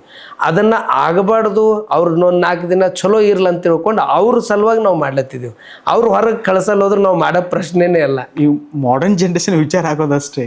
ವೃದ್ಧಾಶ್ರಮದಲ್ಲಿ ಆಗಬೇಕು. ತಾಯಿ ತಂದೆಯವ್ರಿಗೆ ಅವ್ರದ್ದು ರಿಟೈರ್ ಆದ್ಮೇಲೆ ಯಾರು ಜಾಸ್ತಿ ಮನೇಲಿ ಇಟ್ಕೊಳ್ತಿಲ್ಲ. ನಿಜ. ಇದು ಕೆಟ್ಟ ಪರಿಣಾಮ ಒಂದ್ಸಲ ನೋಡ್ಬೋದಲ್ಲ? ಇಲ್ಲ, ಕೆಟ್ಟ ಪರಿಣಾಮ ನಾವೇನು ಇಟ್ಕೋಬೇಕು ವೃದ್ಧಾಶ್ರಮ ಅದ್ರ ಬಗ್ಗೆ ನಿಜ. ನೀವು ಹೇಳೋದು ನಂಗೆ ಅರ್ಥ ಆಗ್ಲತ್ತದ. ಟೋಟಲಿ ಎಲ್ಲ ರೀತಿಯಿಂದ ಇದು ಬೇರೆ ಸಮೇತ ಹೋಗಬೇಕು, ಅವ್ರ ಮನೆಯಲ್ಲಿ ಅವ್ರು ಇರಬೇಕು, ಆ ವಾತಾವರಣ ಆಗಬೇಕು ಎಂಬ ಬಯಕೆ ನಿಮ್ದು. ಈಗ ನಮ್ಮದು ಅದೇ ಉದ್ದೇಶ ಅದ. ನಮ್ಮದು ಉದ್ದೇಶ ನಿಮ್ಮ ಹೇಳಿದ್ದು ಇಬ್ರದ್ದು ಒಂದೇ ಅದ. ಅವ್ರು ಎಲ್ಲೋ ಒಂದು ಕಡೆ ಹಿಂಗೆ ಆಗಿನ ಮ್ಯಾಗ ಎಷ್ಟೋ ಜನ ಟ್ರೈನ್ ಒಂದು ಇದ್ರಾಗ ಬಿದ್ದು ತೀರ್ಕೊಂಡಿದ್ದು ನಾವು ನೋಡಿದೆವು. ಕಾರಣ ಏನು ಅಂತಂದ್ರೆ ಮಕ್ಕಳ ಅವರೇ ಎಲ್ಲ ದೊಡ್ಡದು ಮಾಡಿದ್ದು. ಅವರೇ ಮೊನ್ನೆ ಎಷ್ಟು ಕೆಟ್ಟ ಪರಿಸ್ಥಿತಿ ಅಂದ್ರೆ ಇತ್ತೀಚೆಗೆ ನಾನು ನೋಡಿದೆ, ಅವ್ರ ತಂದೆ ಹೋಗ್ಯಾನ, ಅಲ್ಲೇದೇ ವ್ಯಾಟ್ಸಪ್ದಾಗೆ ನೋಡ್ಲತ್ತಾಳಕಿ ಹೊರದೇಶದಾಗಳ. ನಂಗೆ ಬರ್ಲಿಕ್ಕೆ ಆಗ್ತಾ ಇಲ್ಲ, ದುಡ್ಡು ಹಾಕ್ತೀನಿ, ಫೋನ್ಪೇ ಮಾಡ್ತೀನಿ, ಏನದ ಎಲ್ಲ ಮಾಡ್ರಂತ ಅಲ್ಲಿದೆ ಎಲ್ಲ ಕುಂತು ನೋಡಿದ್ರು. ಅಂದ್ರೆ ಇಷ್ಟು ಕೆಟ್ಟ ಪರಿಸ್ಥಿತಿ. ಮಕ್ಕಳು ಆ ಸಂಸ್ಕಾರ, ಆ ತಾಯಿ ತಂದೆ ಪಾಪ ಅವ್ರು ದಿನ ದುಡಿದು ಇಟ್ಟೆಲ್ಲ ಮಾಡಿ ಈ ಲೋಕಕ್ಕೆ ತಂದೋರೆ. ಅವರು ಈ ಲೋಕಕ್ಕೆ ತರ್ತಿಲ್ಲ ಅಂದ್ರೆ ಈಗ ಬುದ್ಧ ತಕೋರಿ, ಬಸವಣ್ಣವ್ರು ತಕೋರಿ, ಯಾರೇ ತಕೋರಿ, ಇವತ್ತು ಇಷ್ಟೆಲ್ಲ ಬಂದು ಇಷ್ಟು ಚಲೋ ಕಾರ್ಯ ಮಾಡ್ಲಿಕ್ಕೆ ಯಾರು ಕಾರಣ? ತಾಯಿ ತಂದೆನೇ. ಅಂಥವ್ರಿಗೆ ಯಾವ ಕಾರಣಕ್ಕೂ ಒಳ್ಳೆ ರೀತಿ ನೋಡ್ಕೊಂಡು ಅವ್ರಿಗೆ ಮನೆಗೆ ಇಟ್ಕೊಂಬೋದು ಎಲ್ಲಕ್ಕಿಂತ ಒಳ್ಳೆಯದು. ಅದೇ ಸಂಸ್ಕಾರ ಮುಖ್ಯ ಇಲ್ಲ, ಎಲ್ಲಕ್ಕಿಂತ ಅದೇ ಸಂಸ್ಕಾರ, ಸೌಲಭ್ಯ ಇವೆಲ್ಲವೂ ಅವ್ರಿಗೆಲ್ಲೋ ಒಂದು ಕಡೆ ಅದು ಸದ್ಬಳಕೆ ಮಾಡ್ಕೋಬೇಕು ಅನ್ನೋ ಮಾರ್ಗಕ್ಕೆ ಹೋಗ್ಬಾರ್ದು. ಅದೇ ಇವಾಗ ನಾನು ಹೇಳ್ದೇನಂದ್ರೆ ಧರ್ಮ ಇದ್ರೆ ಸಂಸ್ಕಾರ ಬರುತ್ತೆ ಅಂತ ಕೆಲವರು ಹೇಳ್ತಾರೆ. ಅದು ಸತ್ಯನೇ. ಧರ್ಮದ ಬಗ್ಗೆ ಜಾಸ್ತಿ ಅವೇರ್ನೆಸ್ ಅಂತೂ ಕಡಿಮೆ ಆಗ್ತದೆ ಇವಾಗ. ಧಾರ್ಮಿಕ ಬಗ್ಗೆ ಹಿಂದಿನ ಹಿರಿಯರು ಗುರುಗಳು ಆ ಧಾರ್ಮಿಕ ತಳಹದಿ ಮ್ಯಾಗ ನಡಿಬೇಕಂತ ತಿಳ್ಕೊಂಡೇ ಅನೇಕ ಮಠಗಳಿರ್ಬೋದು, ಅವ್ರದ್ದೇ ಆಶ್ರಮಗಳಿರ್ಬೋದು. ಧರ್ಮ ಅಂತಂದರೆ ಇದು ಸೂಜಿ ದಾರ ಇದ್ದಂಗೆ. ಕತ್ರಿ ಕೆಲಸ 2ಕ್ಕೆ 4, 4ಕ್ಕೆ 8, 8ಕ್ಕೆ 16 ಮಾಡ್ತದೆ. ಸೂಜಿ ದಾರ ಹೆಂಗೆ ಮಾಡ್ತದೆ? ಎಲ್ಲ ಜೋಡಿಸ್ತದೆ. ಆ ಜೋಡಿಸೋ ಕೆಲಸನೇ ಧರ್ಮ. ಆ ಧರ್ಮ ಅಂದರೆ ಸಂಸ್ಕಾರ, ನಡೆ ನುಡಿ ಆಚಾರ, ಒಳ್ಳೆ ಮಾರ್ಗದಾಗ ನಡೆದೇ ಧರ್ಮ. ಆ ನಿಟ್ಟಿನಲ್ಲಿ ಧಾರ್ಮಿಕ ತಳಹದಿ ಮ್ಯಾಗೆ ನಡ್ಕೊಳ್ಬೇಕು. ಎಲ್ಲಿ ಯಾವ ಮನೆತನದಲ್ಲಿ ಅದ್ರ ಮೇಲೆ ನಂಬಿಕೆ ವಿಶ್ವಾಸ ಅದನೋ ಅವ್ರು ಕಡ್ಡಾಯವಾಗಿ ಈಗಿನ ನಾನು ಎಲ್ಲ ಪಾಲಕರಿಗೆ ತಾಯಿ ತಂದೆಗೆ ನಾವು ವಿನಂತಿ ಮಾಡ್ಕೊಳ್ಳೋದೇನು ಅಂತಂದ್ರೆ ಯಾರೇ ಇರ್ಬೋದು, ಯಾವುದೇ ಧರ್ಮ ಯಾವುದೇ ಸಮಾಜ ಯಾರೇ ಇರಲಿ, ಆ ಧರ್ಮದ ತಳಹದಿ ಮೇಲೆ ಮುಂದಿನ ನಿಮ್ಮ ಮಕ್ಕಳಿಗೆ ಅದು ತರಬೇತಿ ಸಿಗಬೇಕು. ಈಗ ಉದಾಹರಣೆ ಅವ್ರು ಬೆಳಗ್ಗೆ ಅವ್ರು ಹೋದ್ರು ಅಂದ್ರೆ ರಾತ್ರಿನೇ ಮಲಗ್ಲಕ್ಕೆ ಬರ್ತಾರೆ, ಮತ್ತು ಬೆಳಗ್ಗೆ ಏಳಕ್ಕೆ ಸ್ಕೂಲ್ ಕಾಲೇಜ್. ಅದಕ್ಕೆ ಎಷ್ಟು ನಾವು ಆದ್ಯತೆ ಕೊಡ್ತೇವೋ ಸಂಸ್ಕಾರಕ್ಕೆ ಧರ್ಮಕ್ಕೆ ಆಧ್ಯಾತ್ಮಕ್ಕೆ ಆದ್ಯತೆ ಕೊಟ್ರೆ ಮುಂದಿನ ದಿನಮಾನಗಳಲ್ಲಿ ಮಕ್ಕಳು ತಾಯಿ ತಂದೆಗೆ ಚಲೋ ನೋಡ್ಕೊಲಿಕ್ಕೆ ಇದು ಒಂದು ಬೇಸ್ ಇದೆ ಅಂತ ನನಗನ್ನಿಸ್ತದೆ. ಧರ್ಮದ ಬಗ್ಗೆ ಆಧ್ಯಾತ್ಮಿಕದಲ್ಲಿ ಕೆಲ ಜನರಿಗೆ ಗೊತ್ತೇ ಆಗಲ್ಲ. ಆಧ್ಯಾತ್ಮಿಕ ಬಗ್ಗೆ ಸ್ವಲ್ಪ ತಿಳಿಸ್ರಿ. ಅಧ್ಯಾತ್ಮ ಅಂತಂದರೆ ಒಂದು ರೀತಿ ಮನಸ್ಸನ್ನು ಒಂದು ರೀತಿ ವಿಶಾಲ ಮಾಡ್ತಕ್ಕಂಥದ್ದು, ಮನಸ್ಸನ್ನು ಒಂದು ರೀತಿ ಯಾವುದೇ ಸಂದರ್ಭದಾಗೂ ಪಾಸಿಟಿವ್ ವಾತಾವರಣ ತುಂಬೋದೇ ಧರ್ಮ. ಅಧ್ಯಾತ್ಮ ಹೆಂಗೆ ಒಂದು ಗಿಡದ ಹತ್ತಿರ ಹೋದರೂ ನೆರಳು ಸಿಗ್ತು, ನದಿ ಹತ್ತಿರ ಹೋದರೂ ನೀರು ಸಿಗ್ತಾವೆ. ಅಧ್ಯಾತ್ಮದಲ್ಲಿ ನಾವು ಹೋದೆವು ಅಂತಂದ್ರೆ ಶಾಂತಿ ಸಮಾಧಾನ ಆನಂದ ಕೊಡ್ತಕ್ಕಂಥದ್ದೇ ಅಧ್ಯಾತ್ಮ. ಅಧ್ಯಾತ್ಮದಿಂದ ಮನುಷ್ಯನಿಗೆ ಎಷ್ಟೇ ಒತ್ತಡ, ಈಗ ಗೌತಮ್ ಅವರು ಈಗ ಒಂದು ನೀವು ಸ್ಟುಡಿಯೋ ಮಾಡ್ಕೊಂಡಿದ್ರಿ, ಇನ್ನೊಂದು ನೀವು ತರಬೇತಿ ಕೊಡ್ತೀರಿ, ಇವತ್ತೇನು ಈ ಒಂದು ಆರ್ಥಿಕತೆ ವಿಷಯ ಇಟ್ಕೊಂಡು ಏನು ಇಷ್ಟೆಲ್ಲ ಮಾಡೋದ್ರಾಗ ನಿಮಗೆ ಟೆನ್ಷನ್ ಹೆಚ್ಚಾಯ್ತು. ಯಾವುದೋ ಒಂದು ಮ್ಯಾನೇಜ್ಮೆಂಟ್ ಮಾಡೋದ್ರಾಗ ಅಥವಾ ನಾ ಅನ್ಕೊಂಡಿನಂಗೆ ಆಗಲಿಲ್ಲ ಅಂಥ ಟೈಮ್ನಾಗ ಒತ್ತಡಕ್ಕೆ ಒಳಗಾಗಿ ನಾವು ಯಾವುದೋ ಮಾರ್ಗಕ್ಕೆ ಹೋಗ್ತೀವಿ, ಮಾರ್ಗಕ್ಕೆ ಹೋಗ್ತೀವಿ. ಸನ್ಮಾರ್ಗಕ್ಕೆ ತರೋದೇ ಅಧ್ಯಾತ್ಮ. ಅಂದ್ರೆ ಟೆನ್ಷನ್ ರಹಿತ ಅಂದ್ರೆ ಅಧ್ಯಾತ್ಮ ಅಂತಂದ್ರೆ ಈ ಜೀವನದಾಗ ಹಣ ಸಂಪತ್ತು ಐಶ್ವರ್ಯ ಅಧಿಕಾರ ಇದು ಎಲ್ಲ ನೀವು ಸ್ವೀಕಾರ ಮಾಡಿರಿ, ಬಳಸ್ಕೊರಿ. ಆದ್ರೆ ನೀವು ಹೆಂಗೆ ಬಳಸ್ಬೇಕಂದ್ರೆ ಆನಂದವಾಗಿರ್ಬೇಕು, ಸಮಾಧಾನ ಇರ್ಬೇಕು, ಶಾಂತಿಯಿಂದ ಇದ್ದುಕೊಂಡು ಇವೆಲ್ಲ ನೀವು ಅಧಿಕಾರ ಚಲಾಯಿಸ್ರಿ ಅನ್ನೋದೇ ಅಧ್ಯಾತ್ಮ. ಒಳ್ಳೆ ರೀತಿಯಾಗಿರೋದು, ಒಳ್ಳೆ ರೀತಿಯಿಂದ. ಅಂದ್ರೆ ಇದು ಹಿಂಗೆ ಇವತ್ತು ಅಧಿಕಾರ ಅದ, ಇದು ಖಾಯಂ ಅಲ್ಲ. ನಾವು ಹೆಂಗೆ ತಿಳ್ಕೊತೀವಿ ಕುರ್ಜಿ ಮ್ಯಾಗ ಕುಂತೇವೆ ಅಂದ್ರೆ ಆಯ್ತಪ್ಪ ನಾನು ಖಾಯಂ ಅಂತ ತಿಳ್ಕೊತೀವಿ, ಖಾಯಂ ಅಲ್ಲ. ಅಹಂ ಬರುತ್ತೆ. ಇದು ಎಷ್ಟು ದಿನ ಇರ್ತೀವಿ ಅಷ್ಟು ದಿನ ಒಳ್ಳೇದು ಒಳ್ಳೇದು ಒಳ್ಳೇದು ಮಾಡೋದು. ಇದ್ರ ಮ್ಯಾಗ ಅದ ಅಂತ ತಿಳ್ಕೊಂಡು ನನಗೆ ಇವ್ರು ಬ್ಯಾಡ್ ಆಗ್ಯಾರ ಅಂತ ತಿಳ್ಕೊಂಡು ಅವ್ರ ಮ್ಯಾಗ ಏನು ಬೇಕದು ಮಾಡೋದು ಅಧ್ಯಾತ್ಮ ಅಲ್ಲ. ಅಧ್ಯಾತ್ಮ ಏನು ಹೇಳ್ತದೆ ಅಂದ್ರೆ ಒಬ್ಬ ಕೊಲೆಗಡುಕಿಗೂ ಪರಿವರ್ತನೆ ಮಾಡೋದೇ ಅಧ್ಯಾತ್ಮ. ಈಗ ಬುದ್ಧನ ಜೀವನದಲ್ಲಿ ಅಂಗೋಲಿ ಮಾಲಾಗ ಬದಲಾವಣೆ ಮಾಡಿದ್ರು ಇದೇ ಅಧ್ಯಾತ್ಮ. ಸರಳವಾಗಿ ಬಸವಣ್ಣವರು ಜೀವನದಲ್ಲಿ ಚೋರ್ ಚಿಕ್ಕಣ್ಣ ಅಂತ ಕಾಶ್ಮೀರದಿಂದ ಖಡ್ಗ ತಗೊಂಡು ಜೀವ ತೆಗಿಲಿಕ್ಕೆ ಬಂದ, ಆದ್ರೆ ಅವನಿಗೆ ಪೂರ್ತಿ ಬದಲಾವಣೆ ಮಾಡಿ ಅವನಿಗೆ ಅವ ಚೋರ್ ಚಿಕ್ಕಣ್ಣ ಇದ್ದಿಂದ ಶರಣ ಚಿಕ್ಕಣ್ಣ ಮಾಡಿದ್ದೆ ಇದು ಅಧ್ಯಾತ್ಮ. ಗುರುಗಳೇ, ಶೈಕ್ಷಣಿಕವಾಗಿ ನೋಡಿದೆವು, ದತ್ತು ಮಕ್ಕಳಿಗೆ ಆಶ್ರಯ ಕೊಟ್ಟರೆ, ನೀವು ವೃದ್ಧರಿಗೆ ಆಶ್ರಯ ಕೊಡ್ತಾ ಇದ್ದೀರಾ ಮತ್ತು ವಿಧವೆಯರಿಗೆ ಆಶ್ರಯ ಕೊಡ್ತಾರೆ. ನಮ್ಮ ಜಿಲ್ಲೆಯಲ್ಲಿ ಎಂಪ್ಲಾಯ್ಮೆಂಟ್ ಅಂತಾರಲ್ಲ, ಕೆಲಸದ ಕೊರತೆ ಅಂತೂ ಜಾಸ್ತಿ ಇದೆ ಯುವಕರಿಗೆ. ಹೌದು, ಅದ್ರ ಬಗ್ಗೆ ಏನೋ ಒಂದು ವಿಚಾರ ಆಗ್ತಿದ್ರೆ ನಾವು ಅದ್ರ ಬಗ್ಗೆ ವಿಚಾರ ಮಾಡ್ತಾ ಇದ್ದೀವಿ. ಅದು ಏನು ಮಾಡಬೇಕು ಏನಿಲ್ಲ ಅಂತಕ್ಕಂಥದ್ದು ಈಗಾಗಲೇ ಅದ್ರ ಬಗ್ಗೆ ದೊಡ್ಡಪ್ಪರು ಅದ್ರ ಬಗ್ಗೆ ಆಲೋಚನೆ ಒಂದು ಸಭೆ ಎಲ್ಲ ಸೇರಿ ಅದ್ರ ಬಗ್ಗೆ ಎಲ್ಲ ವಿಚಾರ ಮಾಡ್ಯಾರಿ. ನಾವು ನೋಡ್ತಾ ಇದ್ದೀರಿ ಯುವಕರದ್ದು ಭಾಳಷ್ಟು ಸಂಖ್ಯೆ ಅವರು ಉದ್ಯೋಗ ಇಲ್ಲ ಅಂತ ತಿಳ್ಕೊಂಡು ಎಲ್ಲೋ ಒಂದು ಕಡೆ ನಿರಾಶೆ ಆಗೋದು, ಏನೇನೋ ಮಾರ್ಗಕ್ಕೆ ಹೋಗೋದು, ಅಂಥವ್ರಿಗೂ ಏನಾದರೂ ಮಾಡ್ಬೇಕಂತಕ್ಕಂಥ ಆಲೋಚನೆಯಲ್ಲಿದ್ದೀವಿ. ಶೀಘ್ರವಾಗಿ ಅದು ಎಲ್ಲ ವಿಚಾರ ನಿರ್ಣಯ ಆಗಿದ ಮೇಲೆ ನಾನು ಮುಂದಿಂದಿದ್ದು ತಿಳಿಸ್ತೀನಿ. ಗುರುಗಳೇ, ಸಣ್ಣದೊಂದು ನಾವು ಅಚೂರ್ ಪಾಡ್ಕಾಸ್ಟ್ ಅಂತ ಒಂದು ಸ್ಟುಡಿಯೋ ಸ್ಟಾರ್ಟ್ ಮಾಡಿದ್ವಿ. ನಾನು ನಿಮ್ಗೆ ಸಂದರ್ಶನ ಮಾಡಿದ್ವಿ. ನಿಮ್ಗೆ ಏನು ಅನಿಸ್ತಿದ್ರ ಬಗ್ಗೆ? ನನಗೆ ಒಂದು 15 ದಿನ 20 ದಿವಸ ಹಿಂದೆ ಈ ಪಾಡ್ಕಾಸ್ಟ್ ಬಗ್ಗೆದಲ್ಲಿ ತರುಣು ಸೂರ್ಯಕಾಂತ್ ನಾವರ್ಪಳ್ಳಿಯವ್ರು ಭಾಳ ಸರ್ತಿ ನನಗೆ ಪಾಪ ಅವ್ರು ಭಾಳ ದೊಡ್ಡ ವ್ಯಕ್ತಿಗಳು, ನನಗೆ ಪದೇ ಪದೇ ಅವ್ರು ನೆನಪು ಮಾಡೋದಂದ್ರೆ ಇದು ಎಷ್ಟು ಜನಪ್ರಿಯತೆ ಇದೆ, ಇದ್ರ ಬಗ್ಗೆ ಎಲ್ಲರ ಮೆಚ್ಚುಗೆ ಏನಿದೆ ಅಂತಕ್ಕಂಥದ್ದು ಇದು ಜನಮನಸ್ಸಲ್ಲಿ ಅದ ಅಂತ ತಿಳ್ಕೊಂಡೆ ನಂಗೆ ತರುಣ್ ಸೂರ್ಯಕಾಂತ್ ನಾಮರ್ಪಳ್ಳಿಯವರು ಪದೇ ಪದೇ ಹೇಳಬೇಕು, ಫೋನ್ ಮಾಡಬೇಕು. ನಾನಂದೆ ಇಲ್ಲ, ಅವ್ರ ನಂಬರ್ ನಂಗೆ ಕೊಡ್ರಿ, ನೀವು ಮಾತಾಡ್ಲತ್ತೀರಿ, ನಾನೇ ಮಾತಾಡ್ತೀನಿ. ಇಲ್ಲ ಅವ್ರು ಮಾತಾಡ್ಲಿ ಅಂದಾಗ ತಾವು ಗೌತಮ್ ಅವರೇ ತಾವು ಫೋನ್ ಮಾಡಿದ್ರಿ, ಭಾಳ ಪ್ರೀತಿಯಿಂದ ನಮಗೆ ಇಲ್ಲಿಗೆ ಆಹ್ವಾನ ಮಾಡಿದ್ರಿ. ಇಲ್ಲಿ ಬಂದ ತಕ್ಷಣ ಮೊಟ್ಟ ಮೊದಲು ನಿಮ್ಮದು ಕೆಳಗೆ ಕಚೇರಿಗೆ ಅವರು ಸ್ವಾಗತ ಮಾಡಿಕೊಂಡ್ರು. ಇಡೀ ಅಲ್ಲೊಂದು ವಾತಾವರಣ ಪಾಸಿಟಿವ್ ಇದೆ.